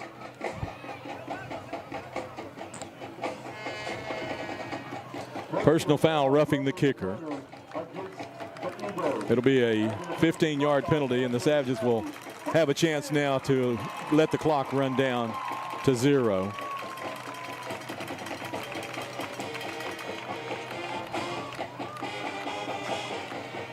First and 10, Broken Bow. We still haven't marked off the penalty, fellas. There we go. I mean, I know you want to control the football and the timing and everything's done, but I don't know if I'd have my starting quarterback in there just based on the fact they've already attempted to hurt him twice. One of them extremely blatant, and the guy that did it is still in the football game. Right. Here's Graydon in the pistol. I think is that Mason Mays still? Yeah. It is. It is Mason. He's going to get a handoff midfield. Slips through one tackler, gets to the 48-yard line. Now they'll push him back and drive him into the turf. Gain of 2. Yeah. Got a gain up to the 48-yard line. Clock will continue to run. Weatherford has 2 timeouts left, but I really, really hope for their sake they don't take one. Yeah, that would be. Because if I haven't been rude enough yet, I will get really rude if that happens. 2nd down and 8. Play clock moves under 20 seconds. Game clock at 1:50. Team looks to the sideline, waits on a signal to come in. And now Graydon will watch the play clock. 10, 9, 8, 7. Waiting to the snap. And now we'll go with 1 second. Hand off to Mason Mays. Dodges the tackler to the 50. There's to the 45, to the 42, down near the 40-yard line. About a foot short. Good run. Got a penalty marker at midfield. That one should be defensive face mask. They grabbed Mason's. Man, he is a strong runner. I know he's low to the ground, sure, but they pulled you saw his head go sideways, but his body kept moving forward unfazed. Personal foul, face mask against the Weatherford Eagles. We'll march that off at the end of the play. And that should be 15 more. Kneel the ball territory. That'll get us down to the 25-yard line. 1:23 seconds left. Although, why not give him some carry? Why not give Mays some more carries? Give Soto a carry. And Soto is in there. It's a senior. Yeah. It's his last game in this stadium. So, get him in there. 1:15 left on the game clock. Clock on the move. 28 on the play clock. So they would just have to snap it again, but not much more than once here. Yeah, I think once is all they would have to do. Well, they're not going to. Yeah, they're not. If they reset it to 40, no, I don't know. It's going to be close. We may have to do more than one. How about the home crowd getting into things here? Proud of these Savages, headed to the semifinals for the first time since 2010. We'll play the Tuttle Tigers. Here's a handoff. Maverick Soto straight ahead, follows the blocking of those 5 up front who have done a stellar job tonight. Wow, have they ever. And now that's going to be it. That's going to be a 1 second difference, and that's all she wrote. The Savages have defeated the Weatherford Eagles by the final score of 50-28, and they will move on. 2 weeks away from the state semifinals in Class 4A. 2 games away from a state championship. How about it for these Broken Bow Savages? Let's give them a round of applause. There you go. A resounding round of applause. Crowd was in it tonight. And you see Graydon Howell over there discussing something with the official. Yeah, I do see him. Well, the Broken Bow Savages have been a prolific offense all season long, and here we are 2 rounds into the state playoffs, and they have scored 120 points in those 2 games. That's just amazing. They are averaging 60 points a game in the playoffs. Wow. So let's just stop for a minute and take that in. That's impressive. This young man, Maverick Lang, has brought quite an offense with him, but he has some stellar performances on the field from his athletes. Really tonight, putting it all together, all aspects of the game, playing well, overcoming some mistakes and some things that maybe weren't our mistakes exactly, but the Savages, you got to be optimistic. I mean, you're going to have to go play, and you look at the teams that are left now. It looks like, let me go back to the scoreboard. Well, it's definitely going to be Elgin, Tuttle. Yeah, let me go back and Cushing. Yeah, all the district champions were well ahead. No, Ardmore has come back 49. Oh, it's a final. 49-43. Cushing beats Ardmore. 50-28 in this one. 42-10. Elgin has defeated Ada, and 51-0. Wow. Tuttle defeated Grove 51-0, and we will play Tuttle, the number 1 ranked Tuttle Tigers. 2 weeks from away. Yeah, so let's do that again. What we talked about earlier, there's a bye week during the week of Thanksgiving this year. So no one plays in Class 4A next week. 2 weeks away, we will have a state semifinal matchup. I believe ours is a 7 o'clock Friday night game, if I remember the calendar. I think it is too, and it will be at a neutral site between here and Tuttle, supposedly equidistant, maybe Ada. Now, the finals will be at UCO at Edmond. So I did hear the coaches talking about the possibility that it could be an afternoon game. I'd love it as an afternoon game. And I don't know if it is or not. I guess we'll find out. You can watch our social media feed, and we certainly will get that out as soon as we know what the timing is. And we may know already, and I just don't know what it is, but we'll see what's coming up here. We've got the Broken Bow Band and the Broken Bow football team. Have we already done that? Did I miss that? I was talked right through. Oh, well, yeah, they were seeing the fight style. But listen, here's the thing, and this is a factor. It is a very good thing that they have that extra week, not just because playing after Thanksgiving, there's a lot going on. It's a day after Thanksgiving. You have to practice, and prepare for the game day, but also we've got guys beat up tonight. Got to get healthy. Yeah, we got to get healthy. Neal and Grade both looked a little bit hobbled, and Neal taken out of the game after that unsportsmanlike conduct penalty gets him. And so you want to give them that extra week to heal, and that's going to be good for the Savages.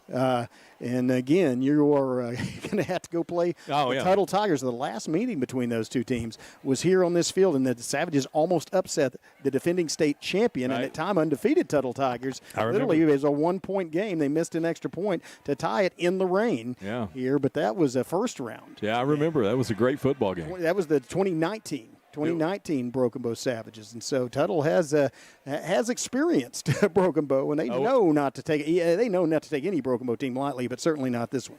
Well, make no mistake, we're not going to take them lightly. They are very, very good. I've actually, just by watching other teams out west, I've actually seen Tuttle a couple of times, and man, they are impressive. I can't wait to see them in person. I'm very thankful that we have the opportunity to go play against them. That's wonderful. The Broken Bow Savages tonight victorious 50-28. What's your parting shots tonight, Chris? Yeah, just say, do remember the fifth quarter down at 2nd and Main in Broken Bow if you're listening live. And again, Savage Nation, talk about what a special team this is. First time in 15 years district championship, and now they've advanced for the first time in 15 years to the state semifinals to play for a shot at a gold ball. Absolutely. My thanks to all of our media partners and all of our banner sponsors for helping us bring the broadcast live. My thanks especially to all of you out there in Savage Land watching tonight and cheering on the Savages no matter where you're at in the world. We thank you so much for tuning in with us, and we hope you'll join us again as this season continues to be one of those special seasons. The 2025 Savages, so prolific on offense, doing a great job on defense tonight. Wonderful game all the way around. Again, the final score 50-28. Broken Bow defeats Weatherford and moves on to the state semifinals. That young man on the camera is Zach West, giving you some really, really good shots tonight. Appreciate him so much. I don't know if he's going to travel with us in 2 weeks or not, but I'm going to twist his arm before he gets out of here tonight. We've got Jonathan Calloway on the production. He's punching the buttons, keeping us on time, making us look good there on the production. This guy to my left, Chris Chandler, who's been in the booth with me for a number of years. My name is Skip Copeland. God bless you all. Look forward to talking to you in 2 weeks. Go Savages. Go Savages.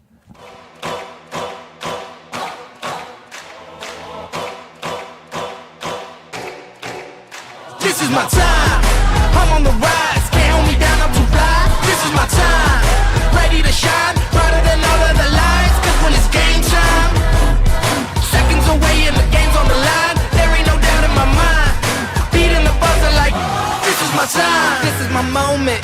You better bet that I'm on it, ready and set, I'ma own it. Blast it to 10, then keep going.